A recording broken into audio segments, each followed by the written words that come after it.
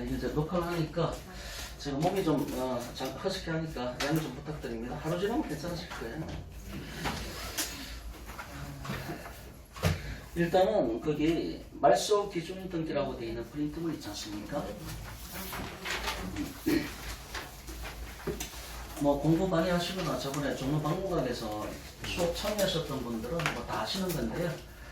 기존에 공부하셨던 분들은 복습 삼아 보시고 오늘 처음 오신 분들도 있기 때문에 기초를 먼저 잡고 들어가야 되거든요. 그리고 이번 4번 진행하는 동안에는 주택임대차 보호법하고 이제 상가임대차 보호법 사례를 많이 볼 겁니다. 그래서 예전에 종박에서 12번 참여하셨던 분들도 그때 제가 이제 이론 설명은 많이 드렸는데 그게 실제로 권리 분석이 어떻게 적용되는지는 저희가 할 시간이 없었잖아요. 그래서 뭐 이번 기회에 공부해 보시면 좋겠다 싶어서 연락을 드렸습니다. 자, 이제 말소 기준 등기라고 나와 있죠. 자, 제가 한번 읽어보겠습니다. 강의는 뭐 주택임대차, 상가임대차가 뭔지 모르는 분들도 좀 이해할 수 있게끔 진행할 테니까 그렇게 하시면 되고요. 자, 원래 말소 기준 등기 또는 말소 기준 권리라고 하는데요. 이거는 이제 정식 용어는 아닙니다. 법률 용어가 아니라는 얘기죠. 실무적으로 이야기되는 개념이고 정확한 법률 용어는 소멸되는 최선순위 권리. 그래서 저희가 매각물건 명세서에 보면은 맨 상단에 소멸되는 최선순위 권리 이렇게 얘기를 하고 있지 않습니까? 자, 이런 말소 기준 등기 또는 말소 기준 권리라 하면 경매를 통하여 당해 물건의 소유자의 변동이 생기는 경우에 매수인의 인수 여부의 기준이 되는 등기를 말한다. 자, 밑에 이제 말소 기준 권리가 나오는데 반드시 숙지를 하고 있어야 된다. 잠깐 제가 에어컨 좀 끌게요. 밑에 하단에 버튼 누르시면 되거든요. 네, 그겁니다. 여기 맨 밑에 보면은 이렇게 됐습니다.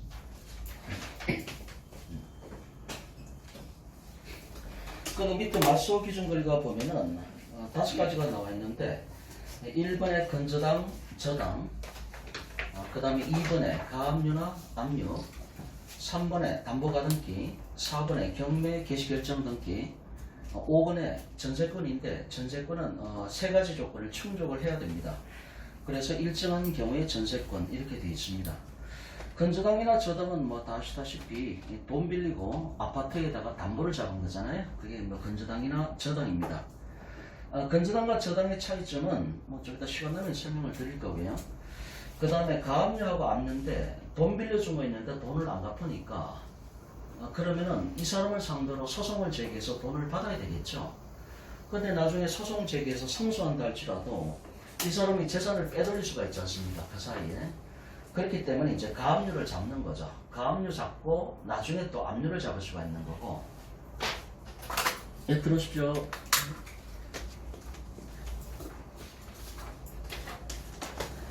카메라에 찍히셨어요. 카메라에 찍히셨어요. 이 가압류라고 하는 것은 임시가짜죠. 임시가짜. 임시로 이제 재산을 못 빼돌리게 잡아두는 거죠. 가압류. 이 가압류라든가 이 가처분이라는 개념은 가압류, 가처분 이런 걸 갖다가 뭐라고 얘기를 하는가 하면 보전처분이라고 얘기를 하죠. 보전처분. 뭐 이제 민사집행법 뭐 조금이라도 공부하신 분들은 뭐 다 아시는 거고요. 이 가압류나 가처분을 걸고 그 다음에 소송을 걸죠. 예, 들어오십시오. 소송을 걸고 나서 확정 판결 받죠, 그죠? 확정 판결 받고, 감사합니다. 받으셨나요? 거기 자리 이제 실례하는 거는 제가 중간에 의자를 좀 넣고 하셔야 될 것 같아요. 예.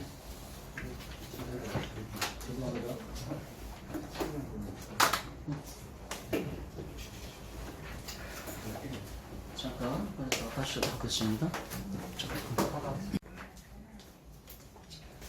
네, 경매에서 이 말소 기준 등기라는 개념은 가장 기초적인 개념이죠. 일단 이걸 알아야 됩니다.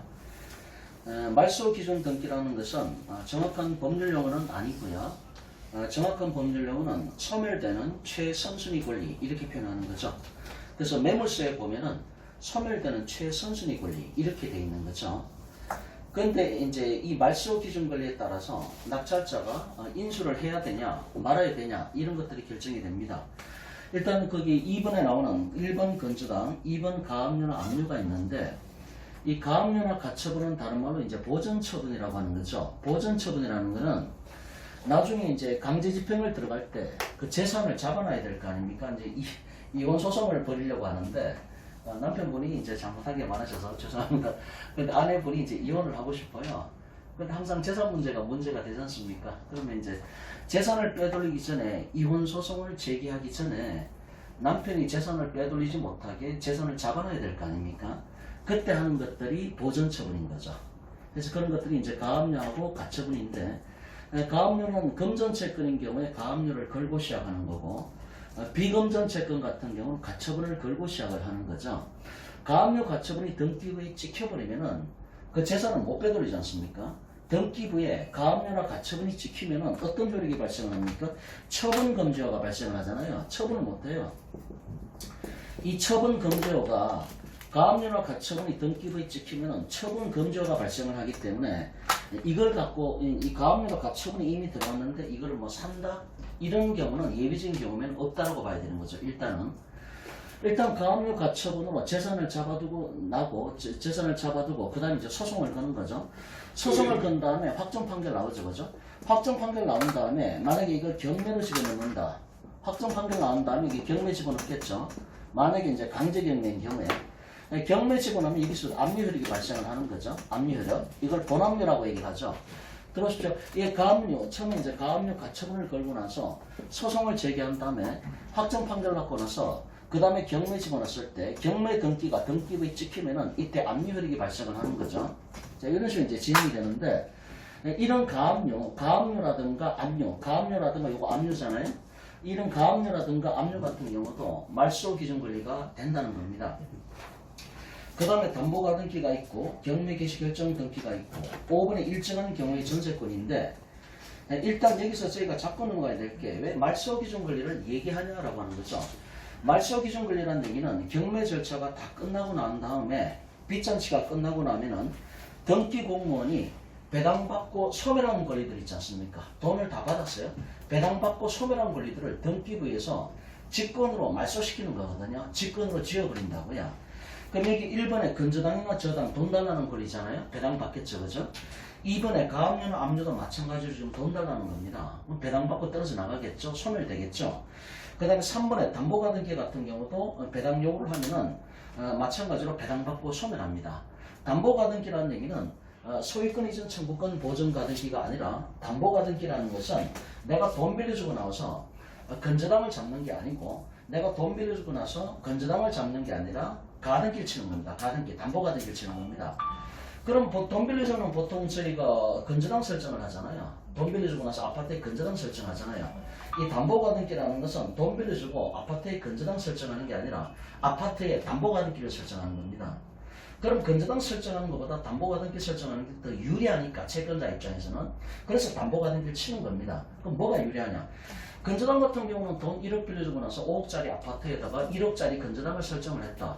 나중에 경매 넘어가면은 그 1억만 배당을 받잖아요. 쌤쌤이란 말입니다. 그러니까 채권자가 돈 빌려주고 나서 나중에 만기 때 돈을 안 갚으면은 경매 처분했을 때 초과 이익을 얻는 게 없다는 얘기입니다. 자기 채권액만큼만 배당을 받는 거죠. 근데 돈 1억을 빌려주고 그 사람의 5억짜리 아파트에다가 담보가등기를 설정하면은 나중에 만기 때 돈을 안 갚아요. 그러면 가등기를 쳐놨으니까 가등기에 의해서 본등기를 침으로써 소유권을 취득을 해버리는 거죠. 그러니까 건저당 설정하는 것보다 그 아파트가 마음에 들면은 내가 가등기 쳐놓은 거 있으니까 가등기에 의해서 본등기 치는 게 나한테 훨씬 유리하기 때문에 담보가등기를 치는 거죠. 물론 지금은 가등기 담보 등에 관한 법률이 20년 전에 제정됐잖아요. 제정돼가지고 폭리를 취할 수는 없게 만들어놨습니다. 어쨌든 담보가등기 돈 빌려주고 건저당 설정하는 게 아니라 돈 빌려주고 담보가등기를 등기부에 쳐놨을 때는 만기 때 돈을 안 갚으면 두 가지 방법이 있죠. 첫 번째는 가등기에 의해서 본등기 쳐버립니다. 그 아파트 소유권을 내가 가져온다고요. 그게 하나고 두 번째는 뭡니까? 아니면 또 이제 경매 처분할 수가 있죠, 그죠? 임의 경매 처분할 수가 있습니다. 그 두 가지 방법이 있는 거죠. 그래서 어쨌든 1번에 건저당이나 저당 같은 경우 배당받고 소멸하죠. 말소된다는 얘기입니다. 그래서 말소라는 얘기가 나오는 거죠. 말소. 2번에 가압류나 압류 같은 경우도 나중에 돈 배당받고 나면은 소멸하죠. 3번에 담보가등기도 이건 저당권하고 똑같습니다. 그죠? 저당권하고 99.9% 똑같습니다. 가등기 담보 등에 관한 법률에도 담보가등기는 경매 넘어갔을 때 저당권으로 본다 이렇게 명시가 되어 있지 않습니까? 그래서 담보가등기는 경매 넘어갔을 때는 저당권이나 건저당하고 똑같다 이렇게 보시면 됩니다. 그 다음에 4번에 경매 개시 결정 등기 앞에 있는 1번, 2번, 3번 건저당, 저당, 가압류, 압류, 담보가등기가 없을 때는 2차적이고 보충적으로 경매 개시 등기가 말소 기준 권리 역할을 한다 이런 얘기입니다. 경매 신청한 사람이 있을 거 아닙니까? 경매 신청 채권자가 경매를 신청을 해서 등기부에 찍히면은 그게 경매 개시 결정 등기가 되는 거 아닙니까? 그럼 그 사람이 왜 경매를 집어넣었어요? 그 사람 지금 돈 받으려고 하는 거 아닙니까? 등기부에 있는 사람들은 주로 물건이잖아요. 건저당이라든가 전세권이라든가 물건이잖아요. 그런데 등기부에 없는 제3자가 돈을 빌려줬는데 일반 채권이죠. 돈을 빌려줬는데 돈을 안 갚아 만기 때.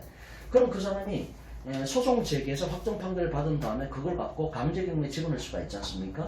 그럼 그 사람도 지금 돈 달라는 거예요. 그래서 경매에 집어넣은 사람, 경매 개시결정 등기를 친 사람, 그 사람도 그냥 채권자인 거죠.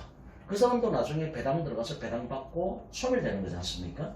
그래서 말소된다는 얘기는 1번, 2번, 3번, 4번 전부 다 나중에 경매가 끝나면은 배당받고 소멸하는 거니까 그 배당받고 소멸한 것들은 등기 공무원이 나중에 빚잔치 끝나고 나면은 직권으로 말소시켜버립니다. 등기부에서 돈 받고 떨어져 나갔으니까. 그렇게 돈 받고 떨어져 나가는 것들 중에서 여기 1번, 2번, 3번, 4번 중에서 맨 1순위, 맨 앞에 있는 게 말소 기준이 되는 거기 때문에 말소 기준 권리라고 얘기를 하는 거죠.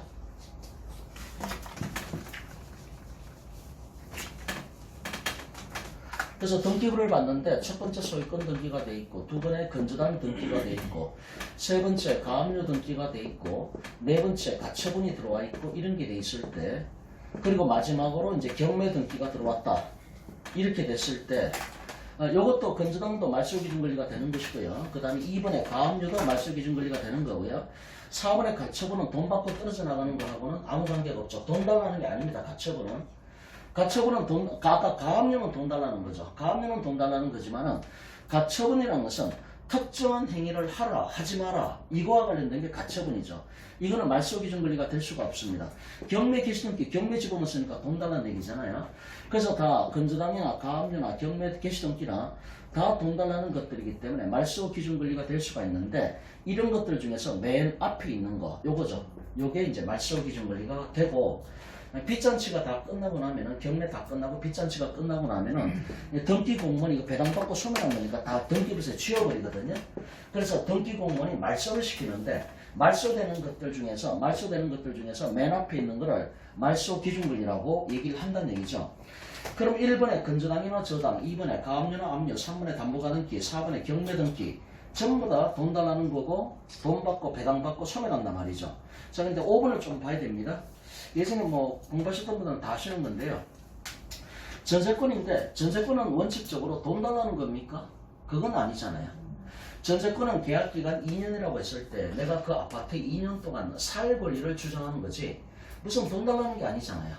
물론 만기가 끝났을 때 2년 계약기간이 끝났는데 전세 보증금을 돌려주지 않는다? 그때는 변론으로 하고 원래 전세권이라는 것은 담보물건이 아니라 용익물건이잖아요. 사용 수익에 초점이 맞춰져 있는 거지 뭐 돈 빌려줬는데 돈 달라 이런 개념이 아니잖아요.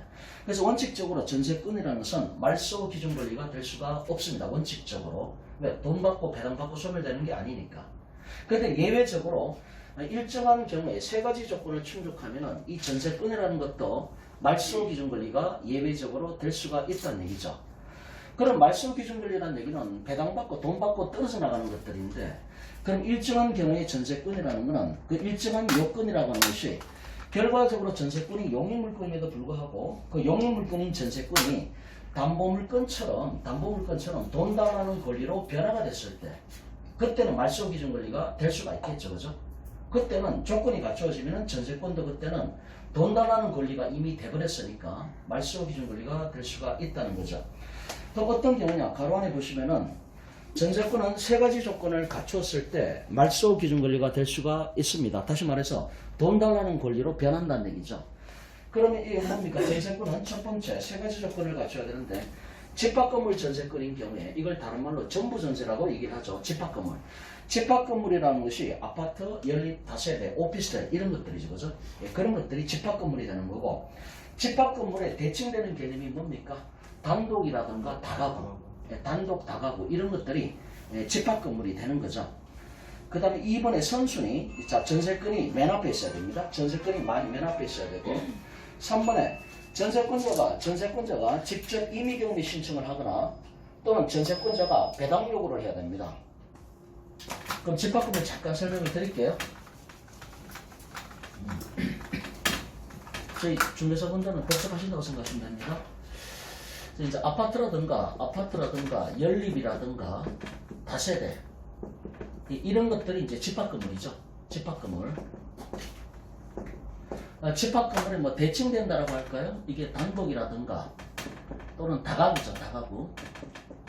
다가구의 대표적인 예가 어떤 겁니까? 원룸이죠. 원룸. 그럼 집합건물 같은 거 아파트 생각하시면은 아파트가 이렇게 돼 있을 때 아파트라고 했을 때 101호, 102호, 201호, 뭐 301호 여기다가 뭐 4층 이상이어야 될 텐데 어쨌든 뭐 이렇고 단독이나 다가구도 똑같이 원룸 건물 가보면 호수가 구분되어 있지 않습니까? 여기가 101호, 여기가 201호, 뭐 301호 이렇게 됐을 때 여기도 201호가 문제가 되고 여기도 201호가 문제가 됩니다. 건물 구조는 똑같다는 전제하에서 일단 이것이 집합건물입니다. 아파트 연립 다세대입니다. 부동산이 3층까지만 계산하기 쉽게 있다고 칠게요. 여기 부동산이 몇 개입니까? 부동산이 6개잖아요. 그죠? 여기는 부동산이 6개입니다. 왜냐하면 등기부가 201호 등기부 따로 301호 등기부가 따로 있지 않습니까? 그러니까 이거는 이제 6개가 되는 거죠. 여기는 부동산이 몇 개입니까? 부동산이 1개잖아요. 1개. 이 원룸의 건물주는 한 사람이고 등기부는 하나밖에 없습니다. 그럼 이게 세대로 사는 사람은 뭐냐? 그럼 이게 세대로 살고 있는 거예요. 뭐 일부 전세로 살고 있든 어쨌든 간에. 그럼 등기부를 보면은 이건 201호 등기부가 아예 따로 있지 않습니까? 따로 있는데 이쪽 등기부는 이게 건물주가 A라고 한다면은 등기부가 이렇게 됐죠. 1번 A가 소유권자 A. 그 다음에 2번, 3번 쭉 내려가면서 여기 임차권으로 들어온 사람도 있을 거고 또는 전세권 등기하고 들어온 사람들도 있을 거고 어쨌든 등기부는 하나밖에 없단 말이죠. 단독 소유니까. 단독 소유나 다가구니까. 원룸에 건물주가 여러 명 있습니까? 그게 아니잖아요. 그 사람 거예요. 한 사람 거예요. 그러니까 여기는 부동산이 여러 개이기 때문에 그 부동산이 6개가 되는 거고 이 부동산이 1개가 되는 거죠. 그럼 예를 들어서 201호에 전세권 들어갔다. 여기도 201호에 전세권 들어갔다. 일단 결론부터 말씀드리면은 여기 나오듯이 전세권이 집합건물 전세권인 경우에만 말소기준 권리가 되는 거고 단독이나 다가구의 전세권이 들어갔을 때는 말소기준 권리가 될 수 없다. 그걸 얘기하는 거거든요. 그럼 집합건물 같은 경우는 그럼 왜 그런 차이가 나오느냐? 이게 이제 집합건물에 이렇게 전세권 들어갔을 때 그럼 201호에 전세 들어갔다. 그럼 등기부 201호 등기부가 따로 있죠. 201호 등기부 때 보면은 전세권 등기가 돼 있죠. 그리고 그 부분을 다 정리를 하고 있습니다. 이걸 뭐라 그럽니까? 전부전세라고 얘기를 하죠. 전부전세. 그런데 201호가 나중에 경매로 넘어갔을 때 이게 101호나 102호나 301호 들어온 사람들이 어떤 불이익을 받는 게 있습니까? 영향을 받는 게 있습니까? 아무 상관이 없잖아요. 아파트에서 201호가 경매 나갔는데 301호하고 무슨 상관이 있냐고요. 옆에 있는 사람한테 피해를 안 준다는 얘기죠. 그게 집합건물 전세권이죠. 그리고 이 전체를 정리하고 있으니까 보통 이걸 전부전세권 이렇게 표현합니다. 그런데 이거는 그렇지 않습니다. 이거는 만약에 201호에 전세권 들어갔다. 요걸 갖다가 경매에서는 일부 전세라고 얘기를 하죠. 일부. 왜냐? 등기부는 하나인데 이거 단독 소유고 등기부가 하나인데 이 전체 중에서 201호 부분만 전세로 잡고 들어간 거 아닙니까? 전세권 등기했을 때 이거 도면 첨부가 들어가야 됩니다. 일부만 잡고 있는 거기 때문에 201호가 독립한 구분 소유권의 대상이 아니지 않습니까? 여기는. 그런데 만약에 이 일부 전세인데 이 일부 전세가 말소 기준 권리가 된다면은 이제 피 보는 사람들이 등장을 한다는 얘기죠. 그럼 이 등기부를 떼보면은 1번에 소유권자가 A로 돼 있는데 자 2번을 보면 2번에 여기 201호가 일부 전세 들어갔다고 할까요? 1부만 정리하고 있으니까 일부 전세 들어갔습니다. 그럼 301호도 전세 들어갔다고 할게요. 그 다음에 이제 101호도 만약에 이제 전세 들어갔다. 101호 이렇게 순서대로 전세권 등기한 순서에 따라서 등기부에 기재가 될 거 아닙니까? 그런데 만약에 이렇게 단독이나 다가구에 들어간 일부 전세권자가 말소 기준 권리가 된다고 전제를 깔아버리면은 이것이 말소 기준 권리가 된다는 얘기인데 201호가 201호가 맨 앞에 있으니까요. 맨 앞에 있으니까 이게 말소 기준 권리가 된다는 얘기인데, 그러면은 나중에 경매 넘어갔을 때 이거 날라가고 301호하고 101호도 다 날라가죠. 그죠? 이 사람들 다 나가야 됩니다. 왜? 말소 기준 권리보다 후순위자들이기 때문에 무조건 나가야 됩니다. 안 나가면 인도명령의 대상이 되는 거죠. 그렇기 때문에 주변에 있는 사람들이 대피 보는 경우가 발생을 한다는 얘기죠. 그래서 전부전세권, 집합건물에 들어간 전부전세권 같은 경우에는 여기에 대해서 전부전세에 대해서 말소 기준 권리를 인정해도 괜찮다. 피 보는 사람이 없으니까. 근데 단독이나 다가구 같은 경우는 일부 전세인데 일부만 들어갔으니까 여기에 대해서 말소 기준 권리를 인정하면은 밑에 피 보는 사람들이 발생하기 때문에 결론적으로 여기서 말소 기준 권리가 되는 것은 반드시 집합건물에 전세권 들어간 거, 다른 말로 전부 전세인 경우에만 전세권이 예외적으로 말소 기준 권리가 될 수가 있다. 그 다음에 2번에 전세권이 선순위가 걸린다. 자기 위로 딴 게 없어야 돼요. 자기가 1순위가 됩니다. 소유권자 빼고는 자기가 1순위가 됩니다. 그래서 이제 선순위 권리가 되고, 세 번째는 전세권자가 임의경매 신청을 하거나 또는 제3자가 경매 신청을 했을 때 전세권자가 숟가락을 얹어야 됩니다. 배당 요구를 해야 됩니다. 이게 키포인트죠. 전세권자가 직접 임의경매 신청을 했다. 또는 제3자가 경매 신청을 했는데 숟가락을 얹었다. 배당 요구를 했다. 뭔 말입니까? 돈 달라는 거잖아요. 그러면 전세권자가 임의경매 신청을 하거나 배당 요구를 했다는 얘기는 만기가 됐는데, 만기가 도래했는데 건물주가 전세보증금을 안 빼주고 있는 상황이거든요. 그러니까 열받으니까 전세권자가 전세권이기 위해서 임의경매 신청을 하거나 또는 배당 요구를 했을 때 돈 달라는 거잖아요. 예. 그래서 전세권은 원칙적으로 용익물건이고 사용수익에 초점이 맞춰져 있지만은 만기가 지났는데도 전세보증금을 안 돌려줬을 때에는 그때는 경매 신청을 하거나 배당 요구를 하는 거고, 또 집합건물 전세권이라는 전제가 깔려야 되고 최선순위 걸려야 되고 소유권 바로 밑에 최선순위 걸려야 되고, 이런 요건이 갖추어졌을 때는 전세권도 예외적으로 말소 기준 권리가 된다, 이런 얘기입니다. 근데 이제 뭐 예전에도 말씀드렸듯이 암기하시는 게 좋습니다. 저는 이제 1번 이쪽으로 1번 건조, 가압, 담경전 이렇게 암기를 하거든요. 예. 전세권은 세 가지 조건을 갖춘 경우에만 말소 기준 권리가 되기 때문에 맨 뒤로 뺐습니다. 그래서 건조, 가압, 담경전 이렇게 암기하시는 게 좋습니다. 경매에서 암기할 거는 두 가지밖에 없다고 보시면 됩니다. 이 말소 기준 권리는 암기하시면 좋고요. 그 다음에 경매 절차 좀 암기하시면 좋습니다. 그거 두 가지 빼놓고는요, 나머지는 전부 다 이해입니다. 예. 뭐 그렇습니다. 자, 위와 같은 말소 기준 권리를 기준으로 하여 이에 앞서오는 물건은 모두 매수인이 인수하게 되는 거고, 그러니까 말소 기준 권리보다 먼저 위에 있는 것들은 낙찰자가 인수를 해야 되는 거고, 경매에서는 여기 낙찰자를 매수인이라고 표현을 합니다. 대법원 판례에 따르면 경매도 매매의 일종이다, 이렇게 대법원 판례가 나왔습니다. 그래서 매매에서 사용하는 용어를 경매에서 그대로 사용하고 있습니다. 그러니까 이제 낙찰자라고 얘기는 안 하고 매수인이라고 표현을 하는 거죠. 그리고 후순위 권리는 매각으로 인해서 소멸하게 되는 것이다.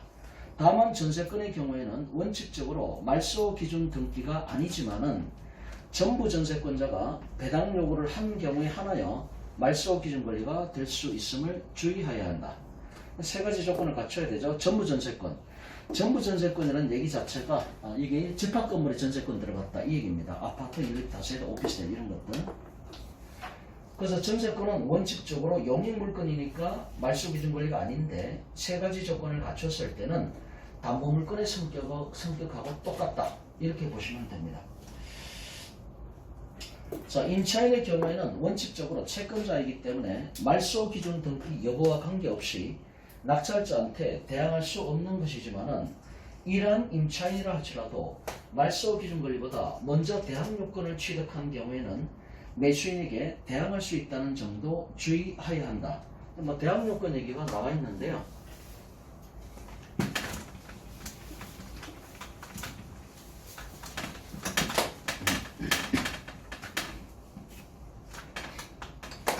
예를 들어서 전세권 등기를 했다. 전세권이 있는데 전세권 등기를 했다. 등기를 하면은 대항력이 발생을 합니다. 대항력. 그럼 이 대항력이라는 개념이 뭐냐는 걸 알아야 되죠. 그죠? 건물주가 바뀌었어요. 건물주가 바뀌었는데 건물주가 이 전세권자 보고 나가라, 이렇게 얘기합니다. 나가라. 그럼 전세권자는 뭡니까? 나는 전세권 등기한 전세권자이기 때문에 나는 대항력이 있다. 나는 아직도 1년 반이 남았기 때문에 만기 채우고 나가겠다. 이렇게 주장할 수 있는 게 대항력이죠. 대항력의 성격은 첫 번째, 건물주가 밖에서 나가라고 할 때 못 나가겠다라고 버틸 수 있는 힘. 그게 대항력이 되는 거고. 두 번째 대항력 개념은 뭔가 하면은 만기가 됐어요. 만기가 됐을 때 건물주를 상대로 전세 보증금 반환 청구권 행사할 수가 있죠. 그 두 가지입니다. 그래서 대항력 개념은 건물주가 바뀌었을 때, 건물주가 나가라고 할 때 만기까지 살겠다. 나는 중간에 못 나갈 권리가 있다. 이게 대항력이고, 만기가 됐을 때 건물주를 상대로 보증금 반환 청구권 행사할 수 있는 거, 이 두 가지. 이게 대항력 개념입니다. 그러면은 지금 이제 임차권이 문제가 되는데, 자 이제 요거 법전 나눠드리겠습니다. 이거 뒤로 넘기시면 될 것 같습니다.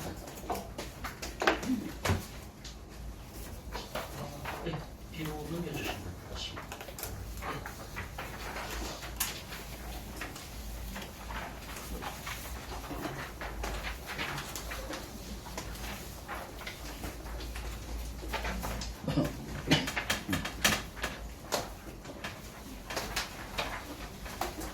경매 공부를 하신다는 게 제가 해보니까 그냥 법공부예요. 법공부.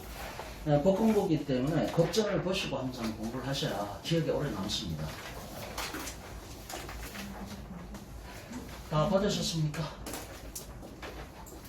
예, 거기 3페이지 봅니다. 3페이지. 법전 3페이지. 618조. 법전 3페이지. 618조. 3페이지에 보면은 위에 7절 임대차가 나와 있죠. 임대차. 자, 618조 임대차를 보겠습니다. 618조 임대차의 이의. 임대차는 당사자 일방이 상대방에게 목적물을 사용 수익하게 할 것을 약정하고 상대방이 이에 대하여 차임을 지급할 것을 약정함으로써 그 효력이 생긴다. 이렇게 얘기를 하고 있습니다. 자, 이제 임대차 얘기가 나오는데 저희가 보통 전세라는 개념을 사용하는데 이 전세는 두 가지로 나눠지죠. 뭐 다 예전에 강의 들으셨기 때문에 다 아실 것 같은데요. 물건적 전세가 있고요. 물건적 전세. 또 하나는 채권적 전세입니다. 이렇게 두 가지로 나누어지죠. 우리가 전세 얘기했을 때 보통 아파트에 사시는 분들 보면은 어떻게 살고 있냐 물으면 전세 산다고 다 같이 얘기를 하시잖아요. 그 한 번 더 중개사분들은 한 번 더 물어보셔야 돼요. 전세로 사신다고 하는데 물건적 전세로 살고 있습니까? 채권적 전세로 살고 있습니까? 한 번 더 물어보셔야겠죠. 물건적 전세가 뭡니까? 이거는 등기를 하는 거잖아요. 등기, 전세권 등기를 하는 거죠. 그죠? 등기했을 때 이거를 갖다가 뒤에 권자를 붙일 수가 있는 거죠. 전세권이라고. 채권적 전세는 등기하는 게 아니죠. 등기하는 게 아니니까 이거는 뭡니까? 임차권입니다. 임차권. 근데 착각을 하시는 게 보통 대부분 이렇게 전세권 등기해서 살고 있는 게 아니라 그냥 보증금 넣고 또는 월세 넣거나 이렇게 사시거든요. 그 전입신고하고 확정일자는 찍으시고 등기를 해야만 전세권이고요. 등기 안 했을 때는 무조건 그건 임차권에 불과하다는 얘기죠. 임차권. 그럼 이 전세권자는 등기를 했으니까 아까 말씀드린 대항력이 있는 거죠. 등기를 했으니까. 그냥 공식입니다. 등기하면은 대항력이 있는 겁니다. 그렇게 하십니다. 등기하면은. 저 예전에 이제 민법 공부할 때 등기하면은 무조건 대항력이 발생하거든요. 그래서 등대 이렇게 암기를 했습니다. 등대. 등기하면은 대항력이 있는 겁니다. 건물주가 바뀌었을 때, 야, 너 나가 했을 때 전세권자는 나는 등기한 대항력이 있는 사람이기 때문에 만기가 6개월 남았으니까 나 만기 채우고 나가겠다. 이렇게 대항할 수가 있다는 얘기죠. 그런데 임차권 같은 경우는 등기하는 게 아니니까 대항력이 없는 거죠. 대항력이. 그 전세권자는 대항력이 있고 임차권자는 대항력이 없습니다. 근데 아파트에 사시는 분들 오셔가지고 부동산에 오셔가지고 뭐 전세 삽니까 물어보면 전세 산대요. 그럼 전세권자로서 사시는 거냐고 임차권자로 사시는 거냐 물어보면은 답변을 잘 못하세요. 그 공부를 안 하셨기 때문에. 근데 되게 이쪽으로 살고 있으면서 자기가 전세권자라고 자꾸 얘기를 해요. 이 권자는 등기했을 때는 권자가 들어가는 겁니다. 잘 모르시니까. 저희는 뭐 부동산 하는 입장에 있으니까 정확하게 저희가 알고 있어야 됩니다. 그래서 물건적 전세, 등기한 물건적 전세를 전세권이라고 하는 거고 이건 대항력이 있고 등기를 하지 않으면 이건 채권적 전세라고 얘기를 하고 이거는 임차권에 불과한 것이고 대항력이 없습니다. 그럼 전세권자는 문제가 안 되죠. 대항력이 있으니까 안전장치가 돼 있는 겁니다. 건물주가 바뀌어도. 근데 만약에 임차권자로 살고 있을 때는 문제가 발생을 하죠.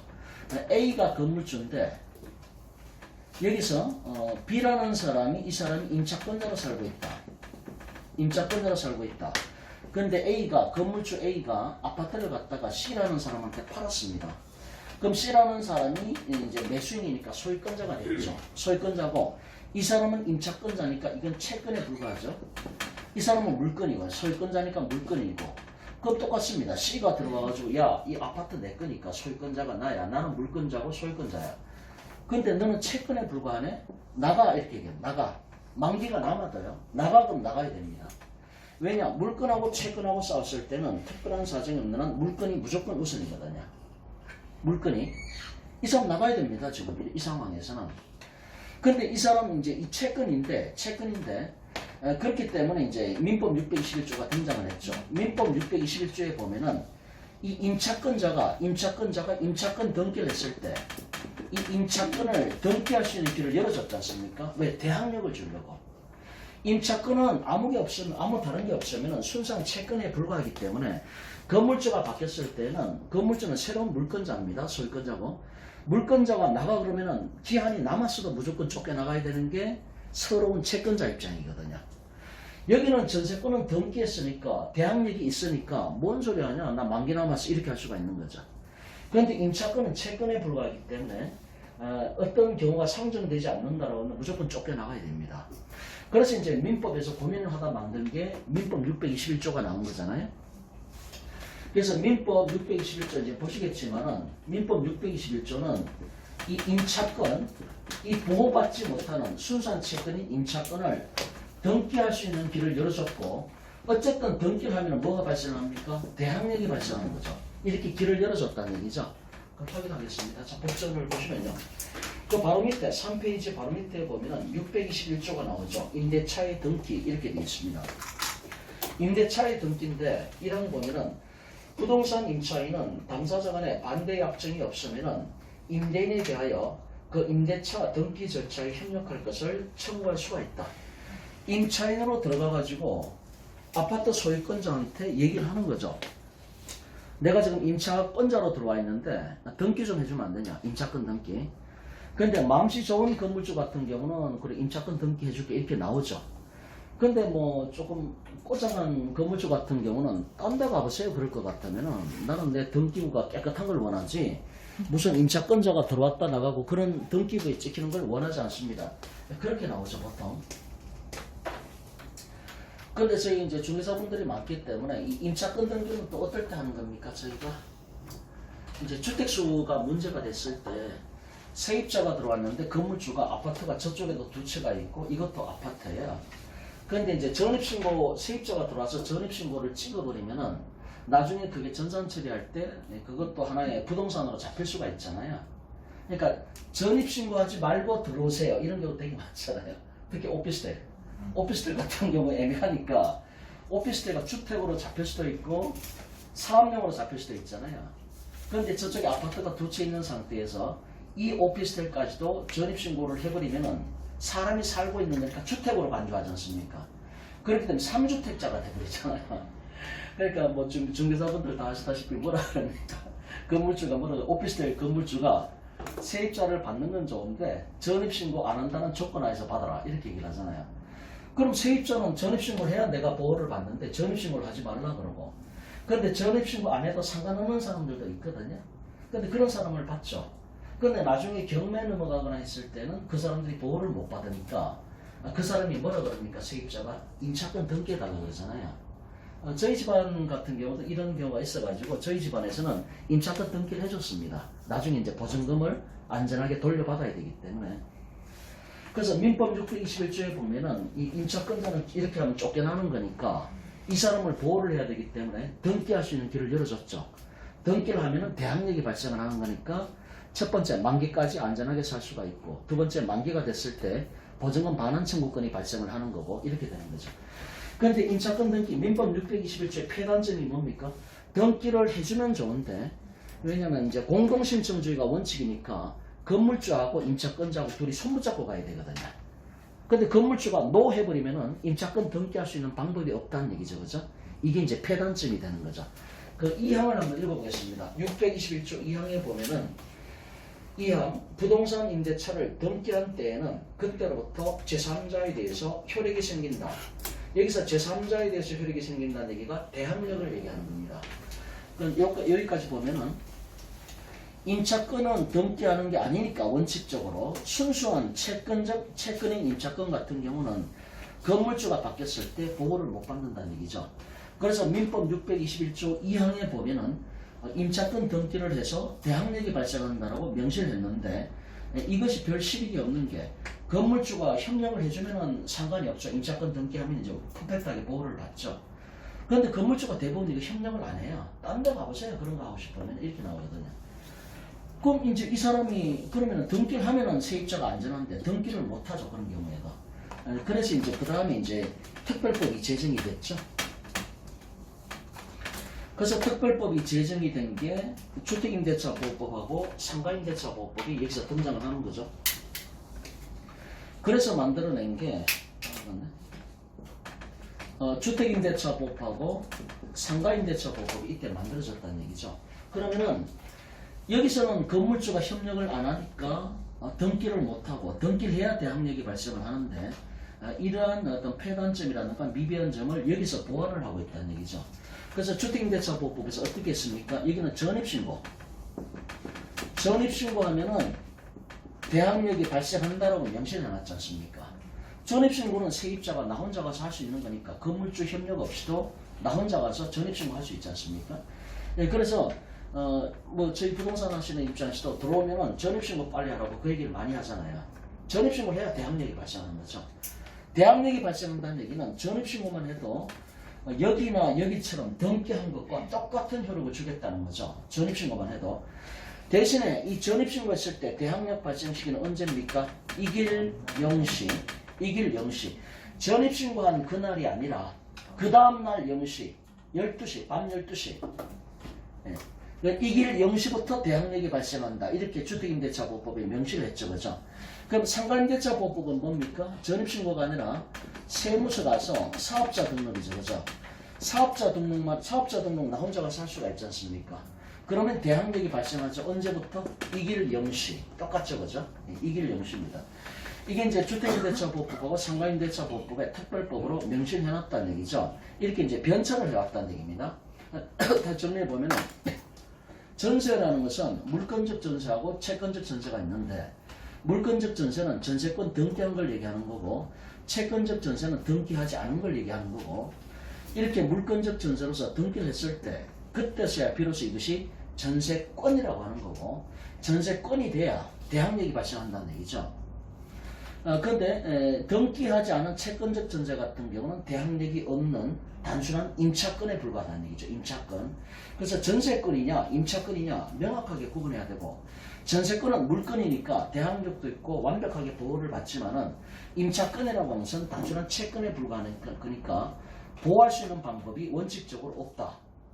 그런데 그런 이제 임차권자한테 대항력을 주려고 민법 621조가 만들어졌는데 임차권 등기를 하면 등기했으니까 제3자한테 대항력이 발생을 하는데 문제는 건물주가 협력을 안 한다. 협력을 안 하니까 특별법이 제정돼가지고 혼자 가서라도 대항력을 발생시킬 수 있는 시스템을 입법자들이 만들어낸 거죠. 그래서 주택임대차보호법에서는 혼자 가서 세입자가 전입신고만 하면은 대항력이 발생을 하고 상가임대차 같은 경우는 세무서 가서 사업자 등록을 하면은 그냥 대항력이 발생할 수 있게끔 안전장치를 마련해 줬다. 이런 얘기가 되는 거죠. 뭐 주민사분들 다 이제 현업에 계시는 분들은 사업자 등록하시면서 사업자 등록 세무서에서 다 하셨죠. 그죠? 하시고 확정일자 받아놔야 됩니다. 확정일자. 그런데 대신에 이 주택임대차나 상가임대차에 있어서 대항력이 발생을 했을 때 문제는 전입신고한 그날 사업자 등록한 그날이 아니고 그 다음날 이길 0시부터 대항력이 발생한다는 거 이게 이제 문제가 되는 게 이 부분이지 않습니까? 이 부분입니다. 자, 여기까지 이제 기본적인 레파토리를 말씀을 드렸던 거고요. 저 법전을 펴니다. 주택임대차 보호법을 펴니다. 주택임대차 보호법. 못 받으신 분은 좀 이따 프린트해서 드리겠습니다. 옆에 분하고 같이 보시면 되고요.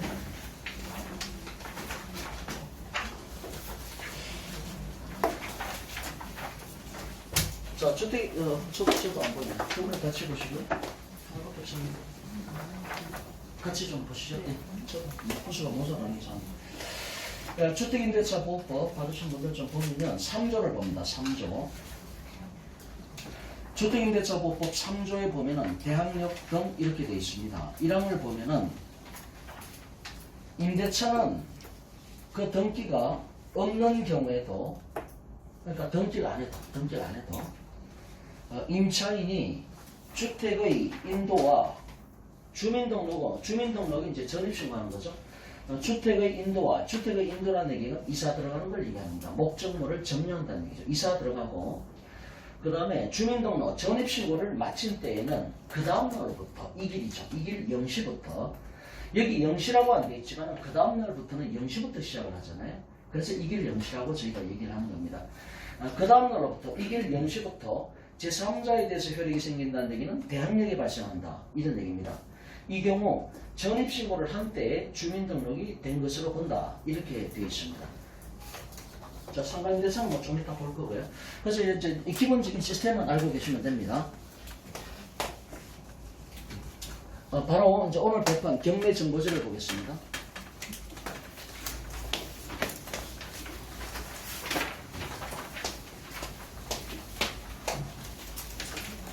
조금 더우시죠? 인원이 많아서. 연령이 또 지금부터 근무하셔서 여기 또 한 15분 하고 쉴 테니까요. 조금만 참으세요. 자, 2020 타경 100977입니다. 서울특별시 감소구 화곡동입니다. 자, 물건 종들이 다세대 빌라죠, 그죠? 아파트 연립 다세대니까 집합 건물입니다, 그죠? 단독이나 다가구가 아니라 아파트 연립 다세대니까 집합 건물입니다, 집합 건물. 등기부가 다 따로 있겠죠, 그죠? 구분 등기의 대상이 되는 거고. 지금 감정가가 2억 4,200만 원입니다. 그 다음에 밑에 보면 보증금이 지금 20%가 됐죠, 그죠? 20%. 기본적으로 입찰 보증금은 10%가 원칙인데 여기 지금 20%가 됐습니다. 20%가 된 거는 앞에서 한번 낙찰 받은 사람이 잔금 납부를 안 해서 그 다음부터 재매각으로 나왔을 때는 재매각 때부터 무조건 20%가 되는 거죠. 오른쪽에 입찰 진행 내용을 보면은 1차, 2차 지금 계속 내려갔죠. 3차, 4차, 13차까지 들어갔는데 13차에서 1,600만 원까지 떨어졌습니다. 그죠? 원래 2억 4천짜리인데 2억 4천짜리가 1,600만 원까지 떨어졌죠. 이때 낙찰을 받은 사람이 혼자 낙찰을 받았죠. 몇 프로입니까? 8%의 낙찰을 받았죠. 그죠? 감정가를 100% 잡았을 때 8%의 이분이 낙찰을 받은 겁니다. 근데 결과적으로 잔금 미납을 했죠. 그죠? 뭐가 있으니까 잔금 미납을 한 거죠.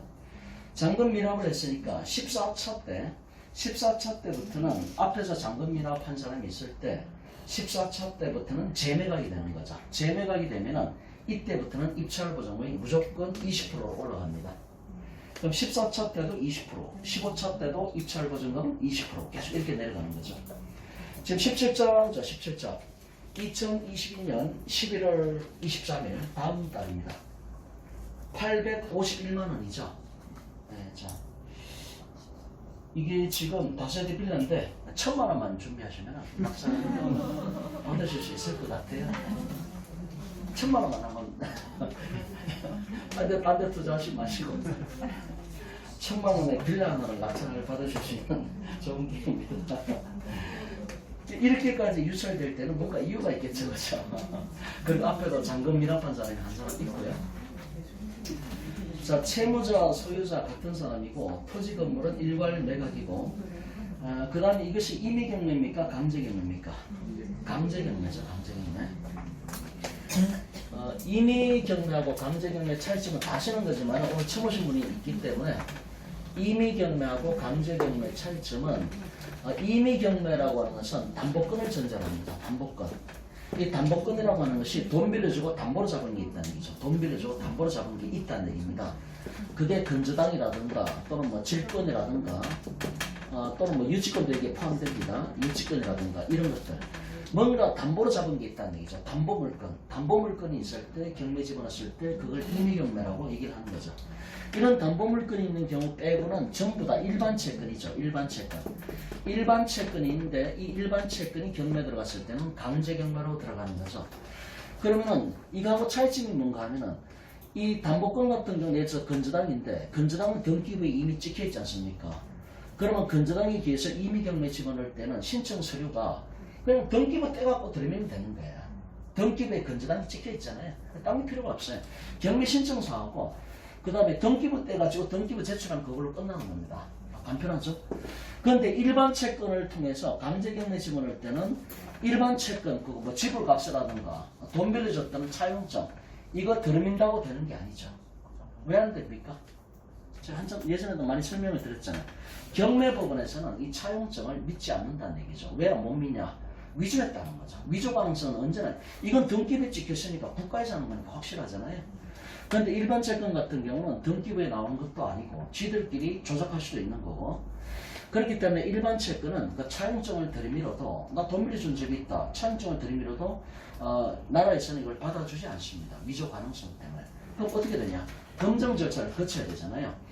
경매법원에서 믿을 수 있게끔 너희들이 적법 절차를 거친 걸 갖고 와라. 이거죠. 그죠? 그게 뭡니까? 확정판결서죠. 확정판결서. 그럼 일반 채권을 갖고 있는 경우에 강제경매 집어넣으려면 처음에 소송을 제기해야 되죠. 물론 소송 들어갔을 때 이 사람이 재산을 빼돌릴 수가 있으니까 여기서 이제 예를 들어서 가압류 같은 걸 걸고 시작을 해야 되는 거죠. 아까 보전처분, 가압류나 가처분을 걸고 시작을 해야 된단 말입니다. 그래야 재산을 못 빼돌리는 거니까. 나중에 승소확정 판결해도 재산을 다 빼돌릴 수 있는 헛방이죠. 그죠? 그러니까 가압류 가처분을 걸고 재산을 딱 잡아두고 시작을 하는 거예요. 가압류 가처분을 찍어두고 그 다음 또 소송 걸고 확정 판결 나오면은 이 확정 판결서가 집행권원이죠. 이걸 집행권원으로 해서 강제경매를 들어가는 겁니다. 그럼 이걸 집행권원이라고 얘기를 하는데 그러면 확정 판결만 집행권원이야? 그게 아니죠. 확정 판결 말고도 많습니다. 공정정서도 이게 들어갑니다. 공정정서. 또는 저희가 일상생활에서 가장 많이 쓰는 게 어떤 것들이 있습니까? 확정 판결 말고 직업명령제도, 직업명령제도 이거 다 아시죠, 그죠? 뭔가 내가 돈을 못 받은 게 있어. 그럼 법원에다 직업명령 신청하시면 됩니다. 이 직업명령은 며칠 만에 확정됩니까? 14일 만에 확정됩니다. 내가 직업명령 신청을 했을 때 법원에서 저쪽에다 한부 보냈잖아요. 그럼 저쪽에 도착한 날로부터 2주면은 그 사람이 이의 제기를 안 하면은 직업명령은 확정됩니다. 제 친구도 이거 많이 활용했는데 이제 세를 들어갔는데 그때 뭐 예전에 제가 종각에서 할 때도 말씀드렸듯이 세를 들어갔는데 전세보증금이 그때 1억 3천인가? 1억 3천이었죠. 만기가 됐는데 안 주는 거야. 그 전화가 왔죠 저한테. 야 어떻게 하면 되냐? 야 경매집으로 야 너 전세권 등기했어? 안 했다는 거야. 전세권 등기했으면은 아까 이제 그 등기부를 떼가지고 집어넣으면 되는데 등기를 안 했으니까 그냥 일반 채권인 거야. 등기부상에 아무 기록이 없잖아요. 전입신고하고 확정일자만 찍어놨으니까 일반 채권인 거야. 그럼 그 경우에 제 친구 같은 경우는 강제경매 집어넣어야 되잖아요. 임의경매 집어넣을 수는 없죠. 등기한 게 없는데. 그러니까 그러면 야 소송을 해야 되냐? 원칙적으로 소송을 해야 되는데 소송하면 시간이 많이 걸릴 수가 있으니까 직업명령 신청을 해. 법원에 가가지고 그 법원에 가서 직업명령 신청을 했죠. 그럼 저쪽에 벌써 건물주한테 날라갔죠. 1억 4천인가 그걸 안 줬다 그러더라 막 그러면서. 그러면 14일의 기간이 주어지는데 14일 동안 만약에 그 건물주가 이의 신청을 하면은 그 다음에 소송으로 넘어갑니다. 이의 신청을 하면은. 그런데 그럼 이의 신청을 하려면 이의 신청하는 근거가 거기에 나와야 될 거 아닙니까? 뭔 소리냐? 나 1억 4천 줬고 입금 기록 여기 있다. 뭐 그런 게 있어야 되잖아요. 지금 돈을 안 줘서 문제가 됐는데 그런 증거 자료가 있겠습니까? 당연히 없죠. 없으니까 이의 신청을 안 한단 말이죠. 그러니까 14일 만에 확정됩니다. 그럼 이 직업명령서를 갖고 이게 확정 판결과 똑같은 공정정서이기 때문에 이걸 갖고 강제경매 집어넣으면 되잖아요. 그럼 이 경우도 확정 판결을 받았든지 직업명령을 했든지 아니면 예전에 공정정서를 받아놓은 게 있다든지 뭔가 있는 거야. 뭔가 공신력이 있는 뭔가 받아둔 게 있다는 얘기죠. 그럼 지금 이게 강제경매 들어갔다고 되어 있잖아요. 사건명을 보시면은 강제경매라고 되어 있습니다. 근데 이제 이 사람은 소송을 통했는지 뭘 했는지 모르겠는데 뒤에 기록이 나오죠. 싶어 넘어가 보세요.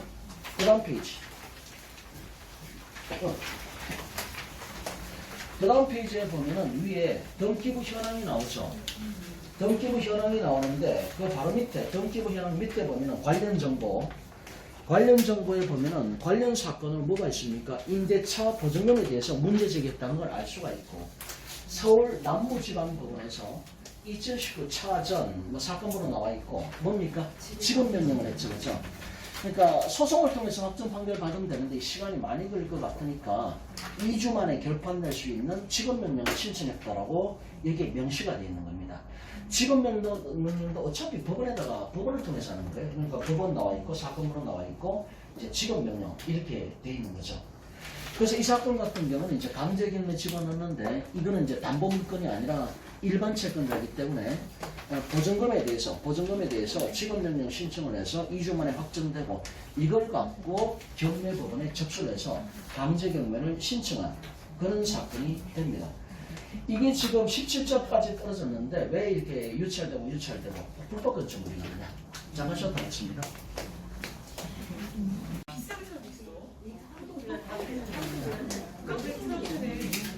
예, 아까 그 경매 정보지 계속 보겠습니다. 보도록 봅니다.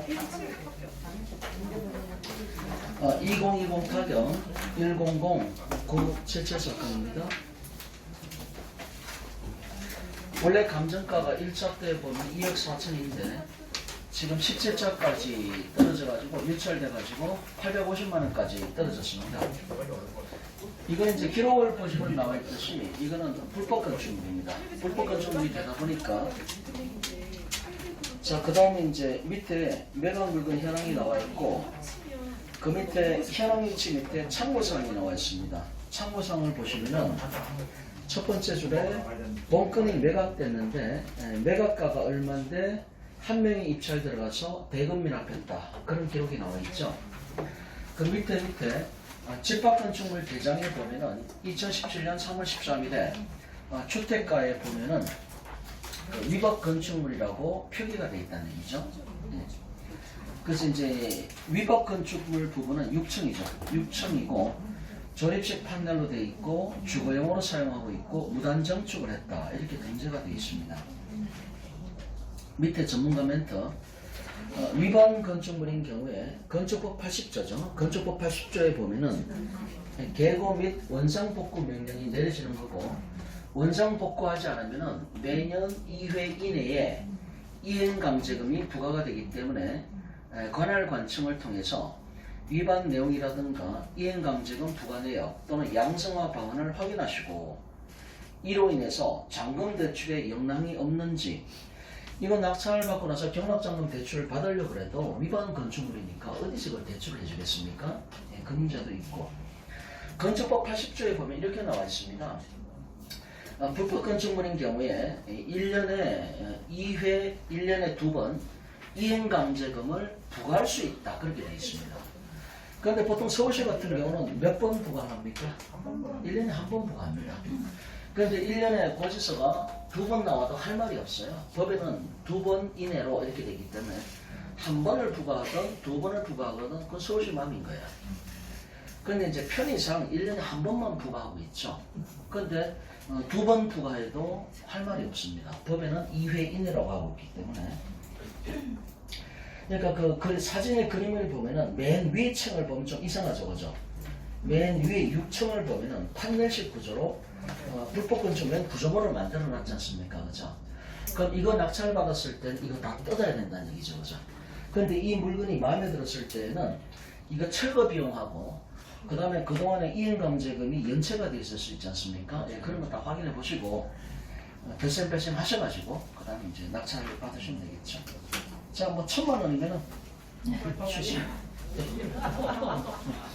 자, 이행강제금은 위반 사항을 시정할 때까지 부과한다죠.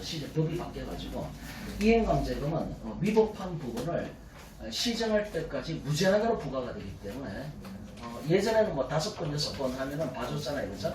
근데 지금 뭐 2년 전인가 법이 바뀌었잖아요. 제가 잘 알듯이. 그래서 이행강제금은 무제한으로 내야 된다. 그것까지 생각하고 뭐 낙찰 받으시든지.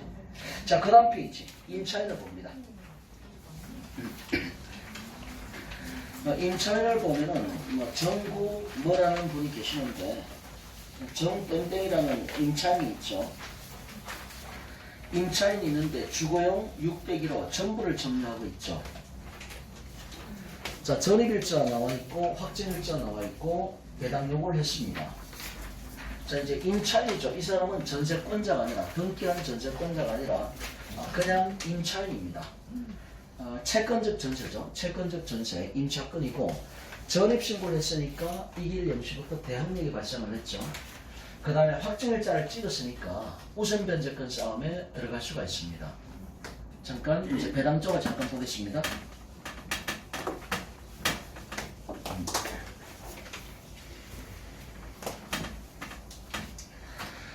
저희가 중개 사무실 가가지고 저도 중개 사무실 하고 행정사 사무실 같이 하고 있는데 중개 사무실 가보면 계약서 쓸 때 이제 세입자분들한테 중개사분들이 항상 그 얘기 많이 하시죠. 전입신고 빨리 하시고 확정일자 빨리 찍으시라고. 거기는 다 이유가 있는 거죠. 전입신고를 하면은 세입자가 들어가서 전입신고를 하면은 이길 0시부터 대항력이 발생을 합니다. 그런데 이게 당일부터가 아니라 이길 0시가 되는 거죠. 그런데 추가적으로 확정일자를 최대한 빨리 찍는 게 좋죠. 확정일자. 확정일자 찍으면 뭐가 발생을 합니까? 우선 변제권이 발생을 합니다. 그럼 이게 만약에 경매 넘어갔을 때 이제 배당 순서를 보면은 원래는 경매 실행 비용이 먼저고요. 두 번째가 비용상환 청구권입니다. 비용상환 청구권. 필요비라든가 유익비를 얘기하는 겁니다. 세입자가 들어가가지고 이제 천장이 비가 져가지고 급하게 100만 원을 주고 천장을 보수했다. 그 필요비죠, 그죠? 필요비. 그럼 필요비가 들어가는데 그거 건물주가 줘야 되잖아요. 내가 대신 수리한 거잖아요. 그런데 안 주고 버티고 있다, 건물주가. 그 상황에서 이게 경매로 넘어갔단 말이죠. 그럼 그 세입자 입장에서는 비용상환 청구권을 주장을 하는 거죠. 그러면 경매 실행 비용이고 그 다음에 바로 비용상환을 받을 수가 있습니다. 그 임차인이, 세입자가. 근데 이런 거는 뭐 중요한 건 아니니까 3순위가 뭡니까? 뭘까요? 소액임차인의 최우선 변제. 소액임차인. 소액임차인 보호를 먼저 해야 되잖아요. 그 다음에 네 번째가 뭡니까? 당해세, 세금. 당해세. 다섯 번째가 뭡니까? 일반조세. 그 다음에 뭐 여섯 번째가 뭡니까? 공과금. 4대보험 있죠. 4대보험. 공과금. 일곱 번째가 뭡니까? 예, 우선변제권. 예. 끝. 딴거 다 차치하고 꼴찌 11등. 11등이 일반 채권입니다. 자, 뭐 자세한 얘기는 뭐 할 시간이 안 되고요. 여기 보면 이제 우선변제권인데 우선변제권 싸움에 들어가는 것들은 원칙적으로 등기한 것들입니다. 등기. 이게 뭔가 하면은 여기서 이제 배당 순서들을 1등부터 배당을 빼가잖아요. 그죠? 더구나 세금은 가장 우선순위 있죠. 그죠? 예. 소액임차인의 최우선 변제는 물론 보호를 받아야 되니까 그보다 위에 있는 거고 소액임차인의 최우선 변제를 배당받고 난 다음에 세금이 먼저 국가에서 가져갑니다. 국가에서. 그 다음에 배당받고 공과금 배당받고 그 다음에 이제 우선변제권 싸움에 들어가는 것들이 있는데 이 우선변제권이 뭔 말인가 하면은 예를 들어서 내가 3등을 했단 말이죠. 내가 3등을 했으면은 내가 4등이나 5등보다는 내가 먼저 배당을 받는 게 맞잖아요. 내가 3등으로 등기를 했으니까. 그러니까 등기를 맨 빨리 한 놈이 1등이 되는 거고 두 번째로 등기한 놈이 2등이 되는 거고 그럼 2등으로 등기한 사람은 나보다 밑에 있는 놈들보다는 내가 선순위로 배당을 받아야 되는 거죠. 1등한테는 방법이 없지만은 이게 이제 우선변제권이라는 거죠. 우선순위가 매겨진다는 얘기죠. 그럼 우선순위 매기려면은 뭔가 기준이 있어야 될 거 아닙니까? 누가 1등이고 누가 2등이고 그게 등기거든요. 등기 먼저 한 놈이 1등이고 두 번째로 등기한 놈이 2등이고 그럼 이제 1등으로 등기한 놈이 있고 2등, 3등으로 등기한 놈이 있고 4등으로 등기한 놈이 있을 때 이 1등으로 등기한 놈이 100% 배당을 먼저 받습니다. 100% 배당을 받고 남는 대금이 있을 때, 남는 돈이 있을 때 2등이 배당을 받죠. 2등이 100% 받고 남는 게 있을 때 3등으로 넘어가고 이게 이제 우선순위 다툼을 벌이니까 이거를 갖다가 우선 변제권이라고 얘기를 하는 거죠. 최우선 변제는 뭡니까? 소액임차의 최우선 변제 같은 경우는 등수 상관없이 무조건 영순으로 내가 먼저 배당을 받아야 된다. 그게 소액임차의 최우선 변제가 되지 않습니까? 우선 변제하고 개념을 구별하셔야 되는 거죠. 우선 변제는 등기한 놈이 우선입니다. 등기. 그러면 이제 건조당이 등기했고 전세권자도 등기했고 그 다음에 뭐 이렇게 쭉 나왔을 때 얘가 1등으로 등기했으니까 얘가 100% 배당을 받고 남는 게 있을 때 전세권자가 배당을 받는다. 남는 게 없으면 못 받는 거고요. 그런데 만약에 저희가 이제 임차인 같은 경우 전입신고하고 확정일자 찍었잖아요. 확정일자 거기 동사무소에 가면은 600원 주면은 확정일자 받아주잖아요. 세무서 가면은 공짜로 확정일자 찍어줍니다. 세무서에는. 그런데 600원에 해당하는 그 확정일자를 찍었냐 안 찍었냐에 따라서 천당과 지옥을 오간다는 얘기죠. 확정일자를 받아두면은 여기 7등으로 배당을 받게 되는 거고요. 그러니까 기본적으로 등기가 기준인데 이런 세입자 같은 경우는 전입신고인데 전입신고한 세입자는 확정일자를 언제 찍었냐에 따라서 이제 순위가 매겨지는 거거든요. 그래서 기본적으로 등기를 기준으로 하는데 등기하지 않는 일반 세입자 같은 경우는 전입신고를 해서 대항력이 발생했다는 전제하에서 확정일자를 언제 찍었냐에 따라서 순위가 왔다 갔다 한다는 얘기죠. 그래서 부동산에 계약서 쓰러 가면은 저도 항상 그렇게 얘기를 했습니다. 파주에서 할 때도 그렇고 전입신고 빨리 하시고요. 그 다음에 이제 확정일자 바로 찍으시라고 가자마자. 근데 동사무소 가면은 창구가 다르잖아요. 전입신고 받는 창구가 있고 확정일자 받는 창구가 따로 있습니다. 그 양쪽 다 가셔가지고 확정일자를 빨리 받아야 나중에 경매 넘어갔을 때 이 순위에 따라서 보호를 받는다는 얘기죠. 만약에 그 임차인이 확정일자 찍으면은 여기서 배당을 받는데 확정일자를 찍지 않는다고 한다면 꼴찌죠, 그죠? 꼴찌 일반 채권하고 똑같습니다. 결과적으로 보호를 못 받는다고 봐야 됩니다. 보증금이 정액될 때마다 계약서에 확정일자 계속 찍어야 됩니다.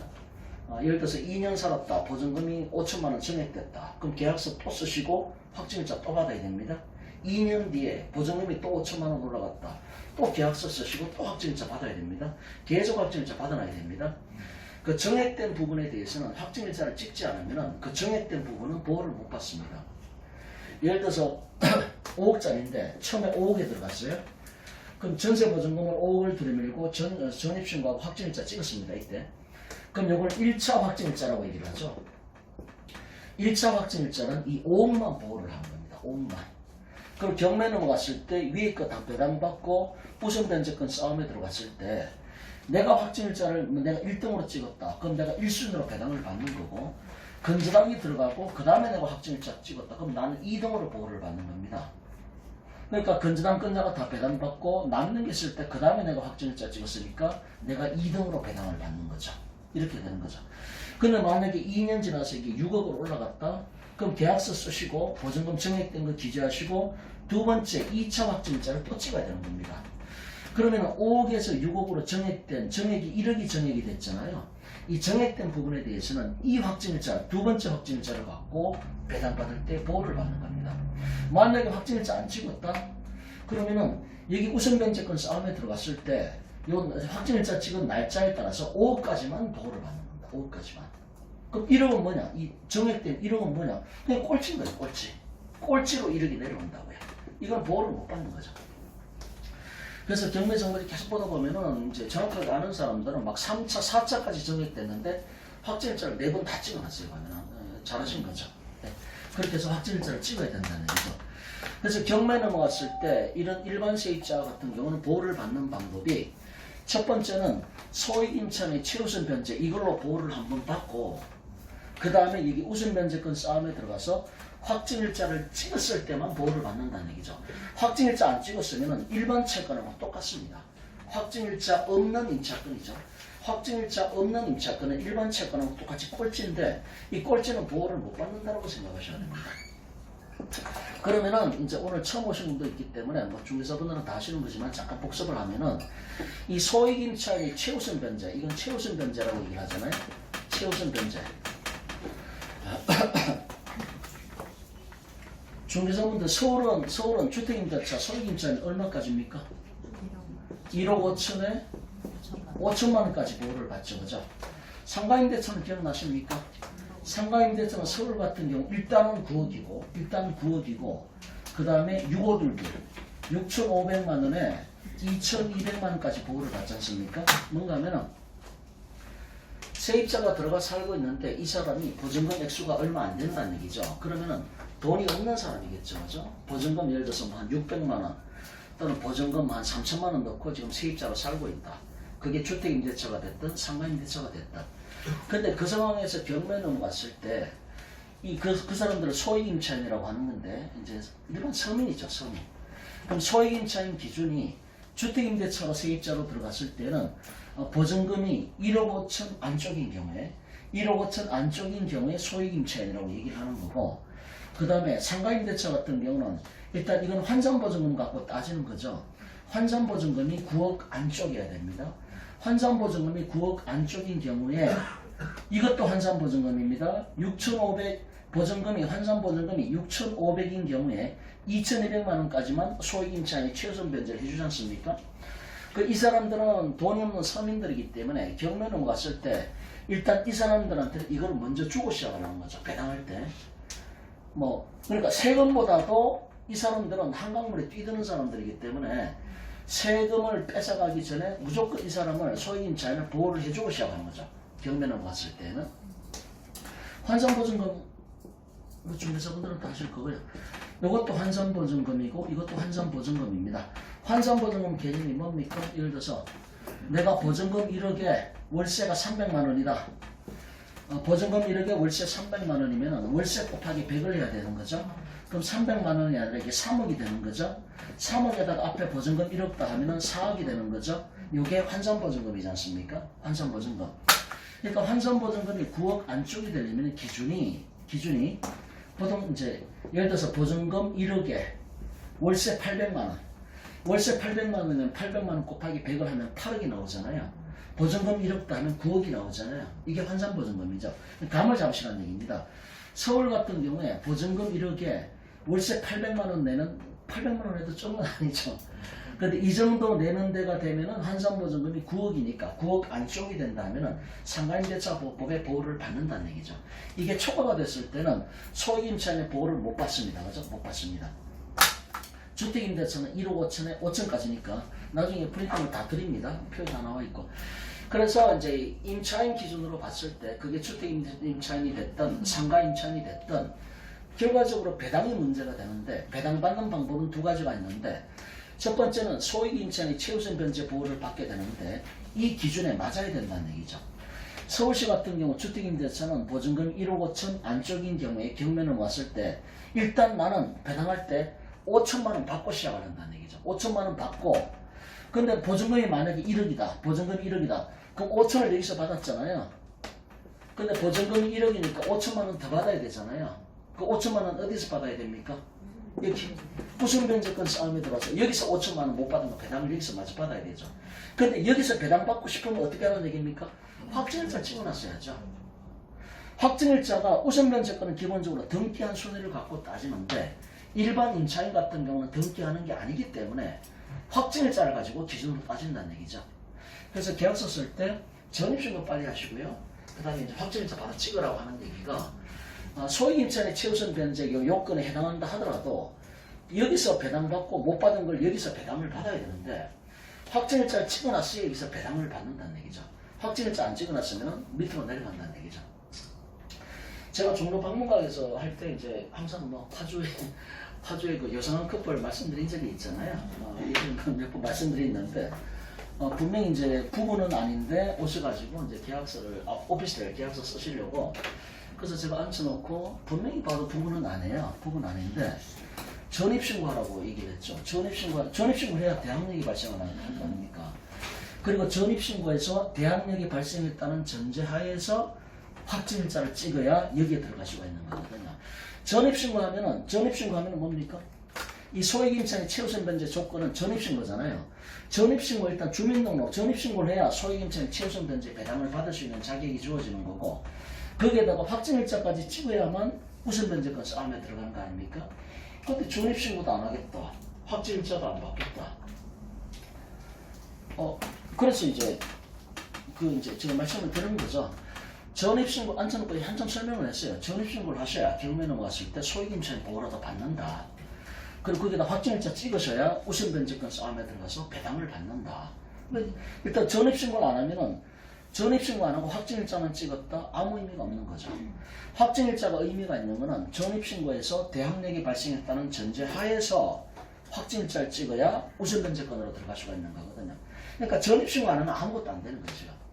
전입신고 안 하겠다고 예전에 말씀드렸지 보증금이 얼마 안 됐죠. 이 사람들은 보증금이 500만 원인데 500만 원을 바로 건물주한테 계좌 이체하면 되는데 저보고 대신 넣으라고 그러고 한때 좀 이상한 사람들이었습니다. 동사무소가 바로 옆에요. 옆인데 전입신고하기 싫다는 게 귀찮아요. 아직 이제 이해가 왜 그런지 아직도 모르겠는데 그래서 이제 제가 한 얘기가 뭡니까? 예전에도 말씀드렸잖아요. 이 경매 등기가 이때 들어간다는 얘기죠. 경매 등기가 전입신고를 경매에서 보호받으려면은 경매 등기가 이때 들어갔다. 그럼 전입신고에서 전입신고를 언제까지 해야 됩니까? 경매 개시 등기 바로 전에. 경매 등기가 찍히기 전날, 바로 전날까지만 전입신고하면은 소액임차인 최우선 변제 보호를 받거든요. 법에 나와 있잖아요. 그래서 하다도 안 돼가지고 제가 마지막 해준 얘기가 나는 다 설명을 드렸기 때문에 난 이제 뒤책임 못 진다. 그런데 이제 마지막으로 드린 말씀은 경매 넘어갈 것 같으면 그 낌새가 좀 보이지 않겠냐. 그런데 어쨌든 경매가 들어오기 전에 등기부에 경매 등기가 들어오기 하루 전이라도 괜찮다. 이때는 전입신고해라. 그러면 소액임차인의 보호는 받는다. 이제 그 얘기까지만 해줬죠. 그래서 저희가 이제 이거는 주택임대차나 상가임대차나 저희 일상생활하고 밀접한 관련이 있기 때문에 경매를 전문적으로 안 한다 하더라도 상식적으로 알고 있어야 된다고요. 왜 전입신고를 해야 되는지, 왜 확정일자를 찍어야 되는지, 나중에 경매 넘어갔을 때 배당에서 문제가 되기 때문에 이런 경우 발생한다는 얘기죠. 자, 그럼 이런 전제를 깔고 자, 경매 정보를 다시 봅니다. 자, 두 번째 페이지. 메뉴에 임차인 현황이 나와 있죠. 임차인 현황. 자, 말소 기준 권리가 나와 있고요. 자, 일단 등기부를 볼까요? 등기부에서 등기부가 1번부터 8번까지가 있는데 등기부 1번을 보니까 2019년도에 소유권 이전 매매로 넘어갔죠. 오른쪽에 거래가액이 2억 3,400만 원입니다. 2번에 보니까 11월 19일에 정부 모 씨가 주택 임차권 등기를 했죠. 자, 주택 임차권 등기를 했는데 오른쪽에 보면은 전입신고하고 확정일자 찍은 날짜가 나오지 않습니까? 처음 보신 분이 있어가지고 잠깐 아시는 분은 복습하시고요. 이게 이제 임대차 계약이죠. 임대차 계약 기간이 2년이라고 했을 때 제가 세입자라고 하면은 건물주를 만나서 얘기를 하는 거죠. 임차권 등기를 좀 해주지 않겠냐. 임차권 등기를. 그럼 여기서 말하는 임차권 등기는 아까 저희가 읽은 민법 621조입니다. 민법 621조에 정확하게 말하면 이건 임대차 등기라고 얘기를 해야 됩니다. 임대차 등기. 임대차 등기를 하면은 건물주하고 둘이 손붙잡고 가서 등기하는 거 아닙니까? 둘이 손붙잡고 가서 등기를 하면은 그때로부터 대항력이 발생한다라고 아까 민법 621조 2항에 명시가 되어 있지 않습니까? 대항력 발생을 하죠. 경매 넘어가도 보호를 받습니다. 이런 경우에는. 그런데 이거는 처음에 계약서 쓸 때 둘이 손붙잡고 가든지 처음에는 건물주가 거부했는데 6개월 정도 지나니까 착해졌어요. 건물주가. 그래가지고 건물주하고 6개월 정도 지나서 둘이 손붙잡고 가든 이 계약기간 도중에 할 수 있는 것이 민법 621조의 임대차 등기가 되는 거죠. 공동신청주에 따라서. 그런데 계약기간이 만료가 됐습니다. 계약기간이 만료가 됐는데 이 사람이 임대차 보증금을 돌려주지가 않네. 아까 제 친구 케이스처럼. 그런데 나는 근무지가 부산이기 때문에 부산으로 지금 내려가야 되는데 보증금을 안 빼준다는 얘기죠. 그러면 부산에 근무지가 있으면 거기에다 또 전입신고 그쪽으로 해놔야 될 거 아닙니까? 어떡하냐는 얘기죠. 이랬을 때 법에서 보호하는 것은 주택임대차 보호법하고 상가임대차 보호법에 나오는 임차권 등기명령 제도가 여기에 들어가야 되는 거죠. 임차권 등기명령. 임차권 등기명령에 따른 임차권 등기죠. 임차권 등기명령에 따른 임차권 등기. 원래 이 앞부분은 계약기간 도중에 하는 거는 원래는 정확하게 민법 621조에 아까 봤듯이 임대차 등기라고 표현을 해야 됩니다. 원래 정확하게. 그리고 계약기간 끝나고 나서 보증금을 돌려주지 않을 때 임차권 등기 명령 신청을 해서 임차권 등기 이렇게 되는 거죠. 그러니까 원래는 앞부분은 임대차 등기, 뒷부분은 임차권 등기 이렇게 요거를 정확하게 구분해야 되는데 보통 일상생활에서 이거 구분을 안 한단 말이죠. 임차권 등기를 하니까 앞에도 임차권 등기, 뒤에도 임차권 등기. 그러면 이게 민법 621조에 계약기간 도중에 하는 임대차 등기를 말한다는 건지 아니면 계약기간 끝나고 나서 주택임대차, 상가임대차 보호법에 나오는 임차권 등기 명령에 따른 임차권 등기를 얘기하는 건지 헷갈린단 말이죠. 원래는 용어를 이렇게 명확하게 앞에는 임대차 등기, 뒤에는 임차권 등기 나눠야 돼요. 이걸 이제 경매책에 보면 정확하게 구분해서 쓰시는 분이 있어요. 책 많이 쓰시는 분이 있는데 근데 경매책에 봐도 이걸 구분 안 하고 막 써놓으니까 사람들이 막 헷갈리는 거예요. 앞에 걸 얘기하는 건지 뒤에 걸 얘기하는 건지. 어쨌든 계약기간 도중에 하는 민법 621조의 임대차 등기는 공동신청주의니까 둘이 손붙잡고 와서 등기하면 되죠. 그러면 이제 대항력이 발생을 합니다. 근데 계약기간 만료가 됐는데 보증금을 돌려주지 않는다. 그러면 임차권 등기 명령에 따른 임차권 등기를 하는데 이거는 세입자가 나 혼자 가서 신청하는 거 아닙니까? 네, 나 혼자 가서 신청하면 되는 거죠. 그럼 임차권 등기 명령 신청을 하면은 등기부에 임차권 등기가 찍히는 거죠. 등기부에 임차권 등기가 찍히는데 여기에 뭐가 같이 찍힙니까? 이 사람이 전입신고 언제 했고 이 사람이 목적물의 점유를 이사 들어간 날짜가 언제고 이 사람이 확정일자 언제 찍었고 보증금이 얼마고 계약기간이 얼마고 이게 전부 다 임차권 등기 명령에 따른 임차권 등기가 등기부에 찍힐 때 오른쪽에 다 찍히잖아요. 그죠?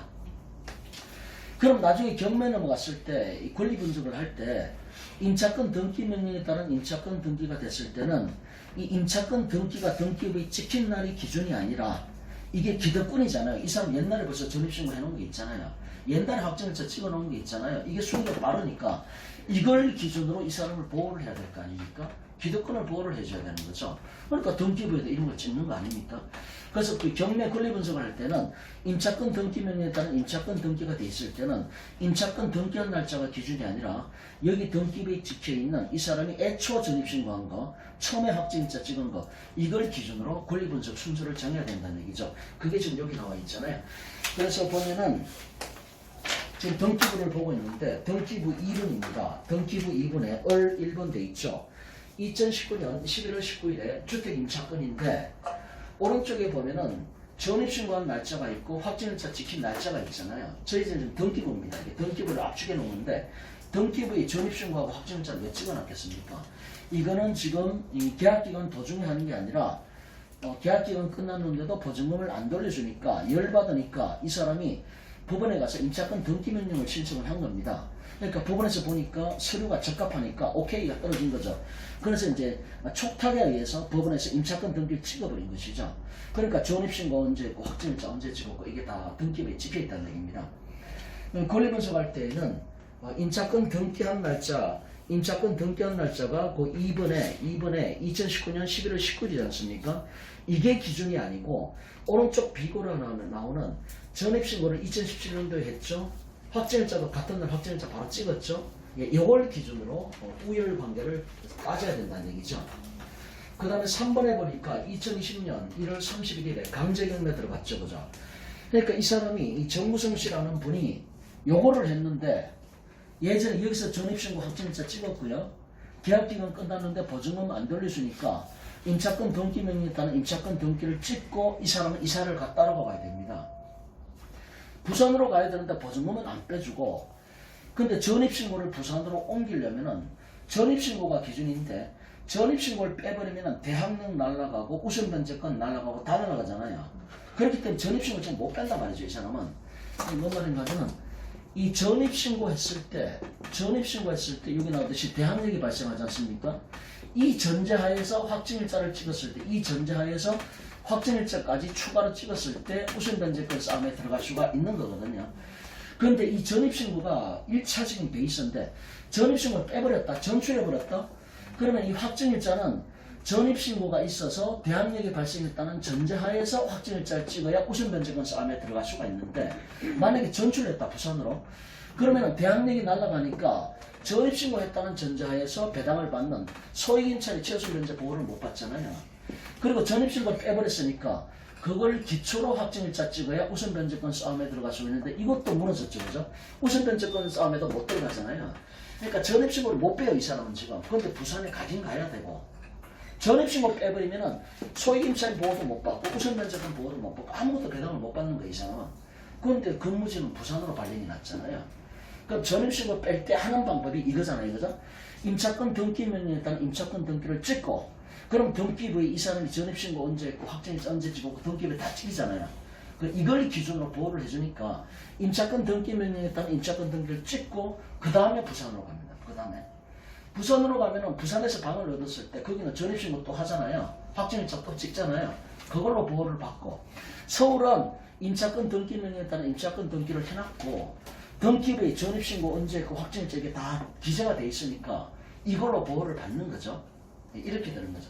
그래서 이 사람 같은 경우 등기부 2번에 보면은 2019년도 11월 19일에 임차권 등기 명령에 따른 임차권 등기를 했는데 오른쪽에 비고라에 보시면은 전입신고 2017년도에 확정일자도 같은 날 했음을 알 수가 있고 이걸로 보호를 받는다는 얘기죠. 이사 갔어요. 이사 갔어.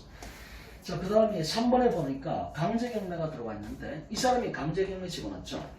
그러니까 이 사람이 임차권 등기 명령에 따른 임차권 등기를 하고 이사를 갔습니다. 이사를 갔는데 생각해보니까 열받는 거예요. 지금. 아니 계약기가 만료가 됐는데 돈을 안 줘가지고 자기가 법원에 가가지고 또 이게 신청서 작성하고 일단 이 중개사분들은 임차권 등기 명령에 따른 임차권 등기를 신청을 했을 때 얼마 만에 이게 등기부에 찍히냐 한 3주 정도 잡으시면 3주. 예. 빨리 나면 2주 만에 날 수도 있고요. 길어지면 한 달 걸릴 수도 있어요. 근데 보통 이거 들어가면 보통 평균 한 3주면은 찍힌다. 등기부에 이게 찍힌다. 이렇게 보시면 됩니다. 그래서 이제 세입자분들한테 상담해 주실 때에도 물어요. 세입자분들이 얼마나 걸리냐고. 지금 신청하면 한 3주 잡으시면 될 겁니다. 4주가 될 수도 있고 빠르게 될 수도 있고. 근데 보통 3주가 되는 거죠. 근데 이 사람이 이제 임차권 등기 명령에 따른 임차권 등기를 했으니까 여기서 일단 서울은 보호를 받습니다. 전입신고 확정자 이게 등기부에 다 찍히니까. 자 이제 보호를 받는데 부산에 가서 보니까 열받는 거예요. 괘씸한 거 아닙니까? 그래서 경매를 집어넣어버린 거예요. 경매를. 그런데 여기서 임차권이라는 것은 이 사람이 이거는 물건, 담보 물건이 아니잖아요. 담보 물건은 임의 경매에 집어넣으면 되는데 등기부 떼가지고 이거는 임차권 등기 명령에 따른 임차권 등기라는 게 등기부에 찍혀 있지만은 이거는 원래 채권이기 때문에 일반 채권하고 똑같은 거예요. 일반 채권하고 똑같기 때문에 아까 말씀드렸듯이 강제 경매 집어넣으려면은 검증 절차를 거쳐야 돼요. 소송을 통해서 확정 판결을 받거나 직업 명령 신청을 해서 2주 만에 확정되거나 뭔가가 있어야 되는 거예요. 그래서 그 밑에 관련 정보가 나와 있죠. 그래서 등기부 현황 바로 밑에 보면 관련 정보, 관련 사건이 아까 말씀드린 이겁니다. 임대차 보증금 갖고 이제 문제가 됐는데 서울 남부지방법원에서 이제 임대차 보증금에 대해서 직업명령 신청을 해서 2주 만에 확정됐겠죠. 그죠?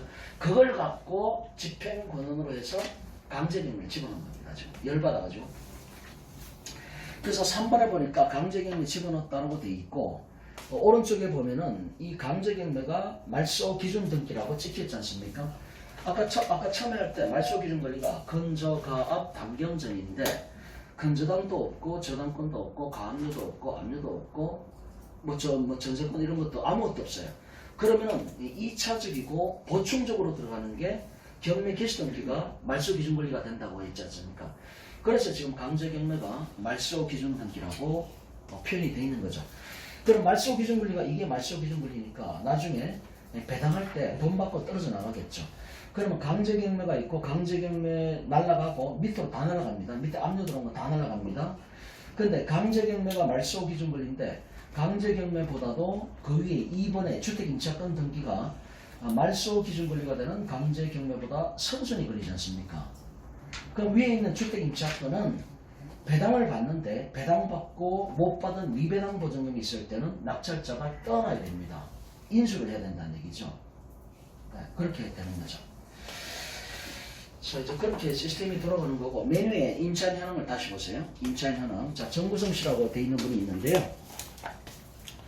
주거용 601호죠. 근데 아까 앞에 그림에서 6층이 불법 건축물 아니었습니까? 거기서 사시는 것 같아요, 지금 이분이. 불법 건축물인데 거기서 저희가 이제 무허가 미등기라든가 불법 건축물에 임차인으로 들어갔을 때 그 상태에서 경매를 갔을 때 임대차 보증금이 보호를 받냐? 여기 보시듯이 전입신고는 돼 있다는 얘기죠. 601호에 전입신고를 확정일자 찍은 거 아닙니까? 네, 기본적인 보호는 다 받습니다. 그런데 가장 염려스러운 게 뭔가 하면은 이게 위반 건축물인데 서울시에서 철거 명령이 내려지는 경우가 있잖아요. 철거해라. 근데 그렇게 해서 만약에 철거가 됐어요, 실제로. 그러면 보호를 못 받을 수가 있습니다. 그러면. 근데 일단 기본적으로는 보호를 받기 때문에 크게 염려 안 하셔도 됩니다. 어쨌든 정우성 씨는 뭐가 뭔지도 모르고 뭐 601호가 있으니까 세입자로 들어갔겠죠. 그죠? 중개사에서는 뭐라 그랬습니까? 부동산에서는 아유 들어가시면 된다고 아무 할 필요 없다고. 그죠? 그렇게 얘기했겠죠. 자, 전입신고 언제 했습니까? 2017년 5월 24일에 전입신고를 했습니다. 그 다음에 확정일자 같은 날 바로 찍어버렸죠. 이 사람은 확정일자도 같은 날 바로 찍었습니다. 그 다음에 배당 요구를 했는데 2019년 11월 19일에 배당 요구를 했는데 그 바로 위에 보면 배당 요구 종기가 나와 있죠. 배당 요구 종기까지는 반드시 배당 요구를 해야 되고 배당 요구 종기를 넘어서면 보호를 못 받습니다. 그런데 배당 요구 종기가 2020년도 5월 4일이지 않습니까? 그런데 배당 요구를 2019년도 11월 달에 했기 때문에 적법한 기간 이내에 배당 요구했음을 알 수가 있고, 그래서 보증금이 좀 세게 들어갔습니다. 2억 3,500만 원을 2억 3,500만 원. 자, 대항력이 있습니까 없습니까? 대항력이 있죠, 그죠? 말소 기준 권리가 뭡니까 아까? 3번에 등기부에 3번에 강제경매, 등기부 3번에 2020년도 1월 31일에 강제경매가 되고, 그것이 말소 기준 권리인데 말소 기준 권리보다 선순위 권리는 낙찰자가 인수를 해야 되고, 말소 기준 권리보다 후순위 권리는 다 소멸하지 않습니까? 배당받고. 그것이 원칙입니다. 그런데 여기서 정우성 씨 같은 경우는 말소 기준 권리가 되는 강제 경매보다도 선순위로 임차권 등기 명령에 따른 임차권 등기를 해놨고, 그 다음에 전입신고하고 확정일자 찍은 날짜까지 있기 때문에 선순위 권리자로 보호를 받습니다. 그런데 어차피 뭐 이 사람이 강제 경매 또 자기가 신청을 했지 않습니까? 그죠? 네. 그런데 어쨌든 배당을 받고 못 받은 미배당 보증금은 낙찰자가 인수를 해야 된다, 이런 얘기입니다. 그러면은 자, 이 물건에 관심이 있다라고 한다면은 마지막 17조 때 지금 850만 원이지 않습니까? 그런데 내가 만약에 이걸 1000만 원을 들고 가서 내가 한번 낙찰 받았다. 그런데 축하할 일은 맞는데 1000만 원에 이제 낙찰 받았을 때 문제가 뭔가 하면은 1000만 원이 들어갔으니까 정우성 씨가 배당받는 건 1000만 원만 1순위사니까 1000만 원 배당받을 거 아닙니까? 그런데 이 사람 전세 보증금이 얼마입니까? 2억 3,500만 원이잖아요. 그러면 1000만 원은 배당을 받았고 못 받은 미배당 보증금이 2억 2,500만 원 낙찰자가 책임을 다 져야 되는 거예요. 이 사람은 선순위, 말소 기준보다 선순위 권리자고 대항력이 있기 때문에 안 나갑니다. 이 사람은 돈 줄 때까지. 네, 그렇게 되는 거죠. 그러니까 1000만 원에 낙찰 받는다 하더라도 2억 2,500만 원이니까 그걸 추가로 준비를 하셔야 됩니다. 그러니까 2억 2,500만 원 추가로 준비를 해야 되고, 불법 건축물이니까 그거를 원장 복귀시킬 준비를 해야 되고, 덧셈 뺄셈 해보니까 남는 게 없으니까 지금 계속 유찰되고 있는 거죠. 자, 이제 그렇게 되는 상황이고요. 자, 등기부 현황을 다시 한번 좀 보시면요. 네. 네. 계속 유찰돼서 이게 경매가 안 이루어지면 네. 이 정우성 씨가 네. 자동으로 인수를 하나 어떻게 되는 거예요? 이 경매가 이제 거의 제로에 가까워질 때까지 이건 진행이 되겠죠. 일단은요. 그 다음에 어떻게 되겠습니까? 그 다음에 뭐 법원에서 직권으로 뭐 경매 취소를 한다든지 뭐 어떤 조치가 있겠죠. 네. 계속 한번 지켜보세요. 어디까지 내려가는지. 자, 그렇게 이제 진행이 되는 거고요. 그러면은 배당을 한번 이 사람이 어떻게 배당을 받는지 한번 보겠습니다.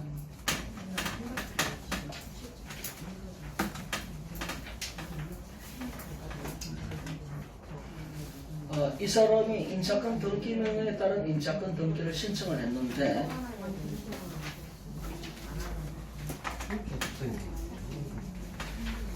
자, 일단 조금 어려운 논점인데, 임차권 등기 명령에 따른 임차권 등기는 배당 요구를 하지 않아도 배당표에 넣어줍니다. 배당 요구하지 않아도 일단. 근데 이 사람은 뭐 배당 요구까지 했어요. 했는데 어쨌든 간에 배당 요구하지 않아도 배당을 넣어준다는 게 대부분 판례입니다. 근데 어쨌든 배당을 받는데 그럼 이 사람은 원래 전입신고하고 확정일자 찍었으니까 소액임차인의 최우선 변제 보호를 받고 확정일자 찍었으니까 우선 변제권 싸움에 들어갈 수가 있고 그렇게 배당을 받습니다. 근데 이거는 뭐 복잡한 게 지금 하나도 없어요. 왜냐하면 건조당도 없고 이렇기 때문에 뭐 우선순위 다투고 뭐 이럴 게 별로 없는 거니까 뭐 좀 설명을 드리려고 했더니 자 일단 여기까지 뭐 질문 좀 해보십시오. 여기까지 5분 더 하고 잠깐 쉬겠습니다. 자 그러면은 이제 밑에 내려와서 뭐 이제 질문 있습니다. 예 하십시오. 미배당 보직 매수인 인수에 대해서 네. 다시 한번 설명해 주세요. 말소 기준권이라는 게 있지 않습니까? 아까 이제 건저가 담경전. 그러니까 쉽게 말해서 이제 건저당이라고 했을 때 말소 기준 권리가 있고 말소 기준 권리 밑에도 뭐 여러 가지 있을 거 아닙니까? 뭐 가압류가 있을 수도 있고 뭐 압류가 있을 수도 있고 이게 뭐 건저당이 있을 수도 있고 근데 말소 기준 권리보다 위에 또 뭐가 있을 거 아닙니까? 지금 이 경우도 마찬가지죠. 임차인이 지금 들어가 있지 않습니까? 임차인이. 그러면은 이 말소 기준 권리가 중심이 돼가지고 경매로 넘어가서 낙찰을 되고 나서 빚잔치를 하고 나면은 이 말소 아까 말씀드릴 때 이런 말소 기준 권리 이런 것들은 동달하는 권리라고 말씀을 드렸고 돈 받고 나면 떨어져 나가는 권리고 경매가 끝난 다음에 등기 공무원이 등기부에서 직권으로 지워버립니다. 그럼 말소 기준 권리 지워지고 그 밑에 거 기본적으로 다 날아가는 거죠. 말소 기준 권리를 중심으로 말소 기준 권리보다 선순위 권리는 낙찰자가 인수를 하는 거고요. 말소 기준 권리 밑에 있는 것들은 기본적으로 다 소멸됩니다. 원칙적으로. 뭐 법적인 근거가 뭐냐? 민사집행법에 나와 있습니다. 안 그래도 그 법전에도 제가 다 집어넣었거든요. 설명을 드릴 텐데 민사집행법에 이제 91조에 다 나와 있습니다. 제가 법전과 할 때 다 집어넣습니다. 그래서 말소 기준 권리보다 선순위 권리는 낙찰자가 인수를 하는 거고 말소 기준 권리보다 후순위 권리는 다 소멸하는 것이 원칙입니다. 경매에서는. 매매하고 다른 점이 이거잖아요.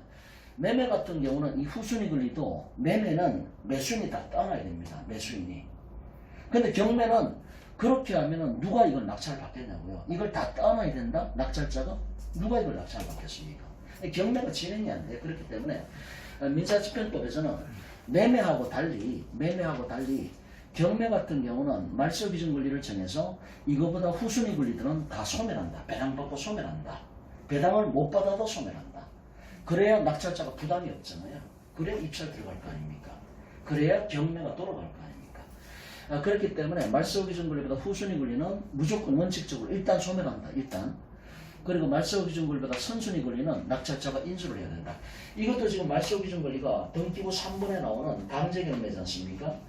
그런데 2번에 나오는 정무성시 주택임차권은 강제경매보다도 선순위 권리지 않습니까? 낙찰자가 인수하는 거죠. 원칙적으로. 네. 그렇게 되는 거죠.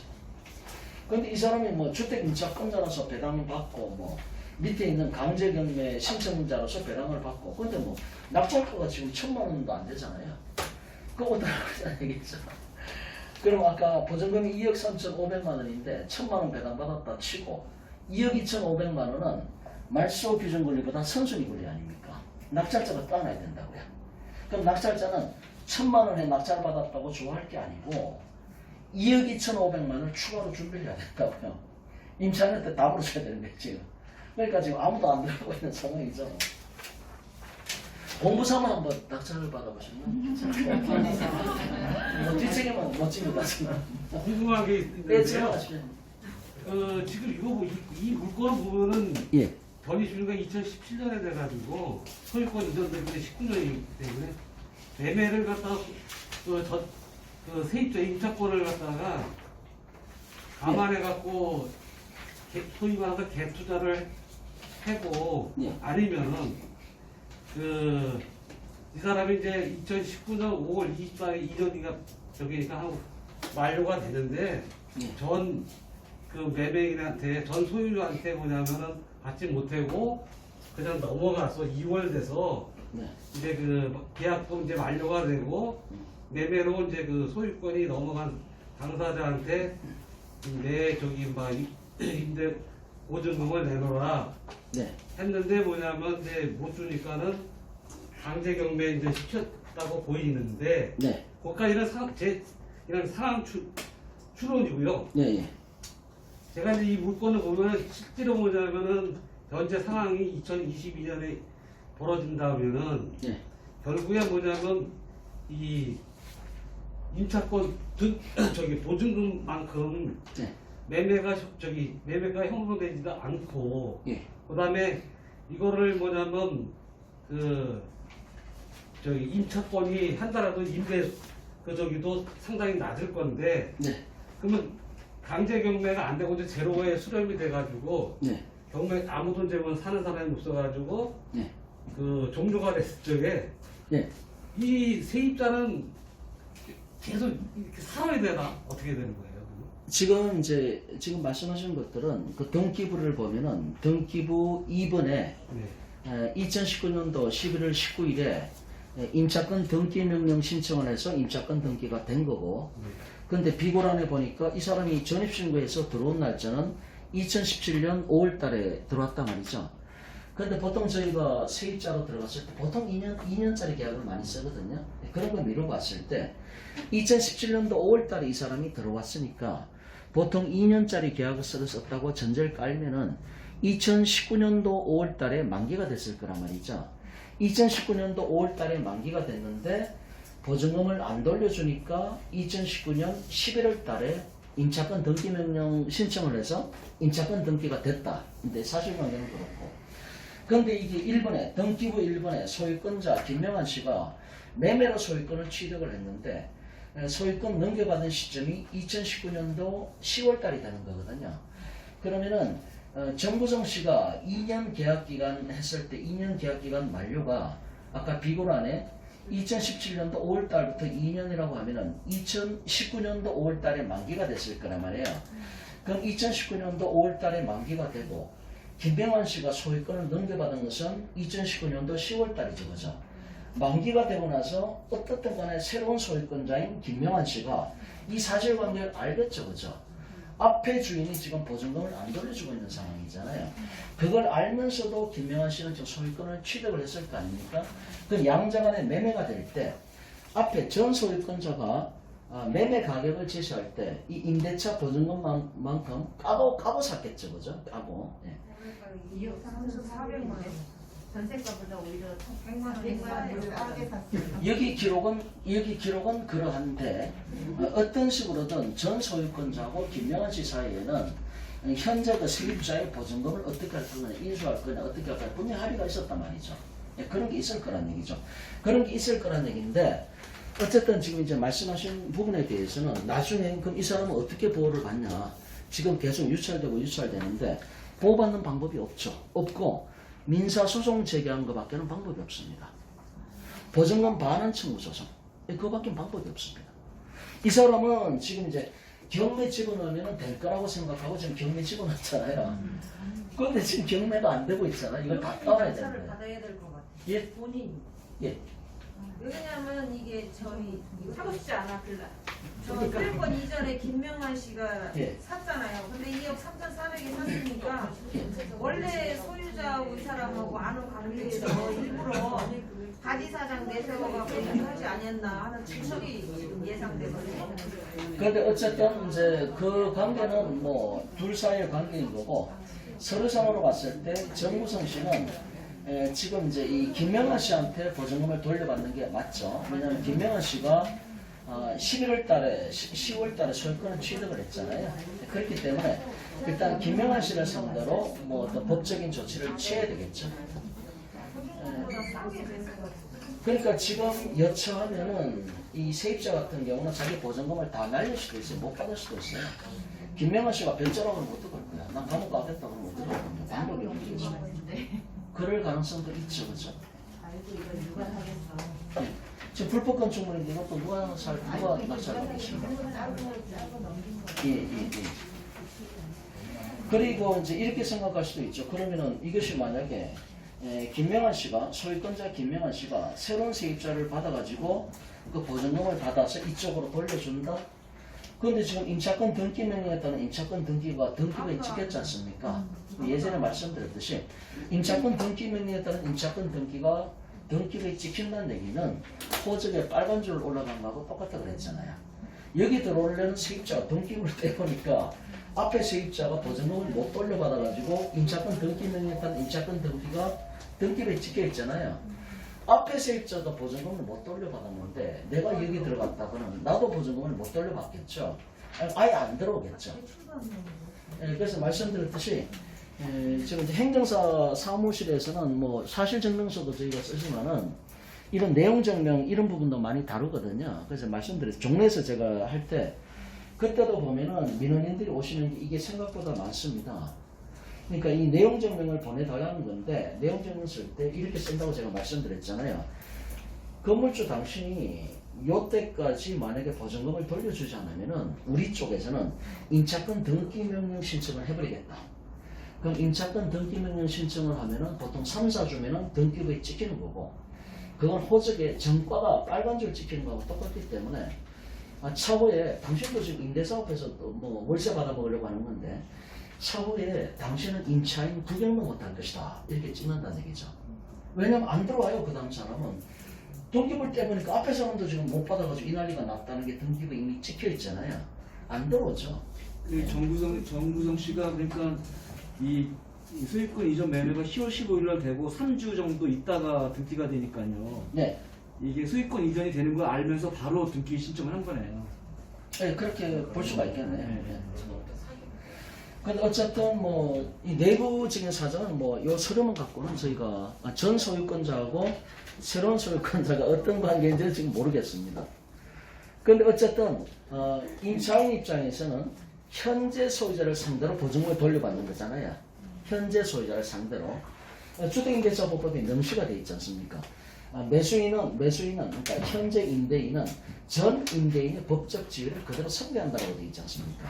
그렇기 때문에 이 세입자 같은 경우는 어쨌든 현재 소유권자가 김명환씨니까 김명환씨를 상대로 어떤 법적 조치를 해야 되는데 경매 집어넣는데 지금 경매도 안 되고 나중에 이제 방법은 민사소송밖에 방법이 없습니다.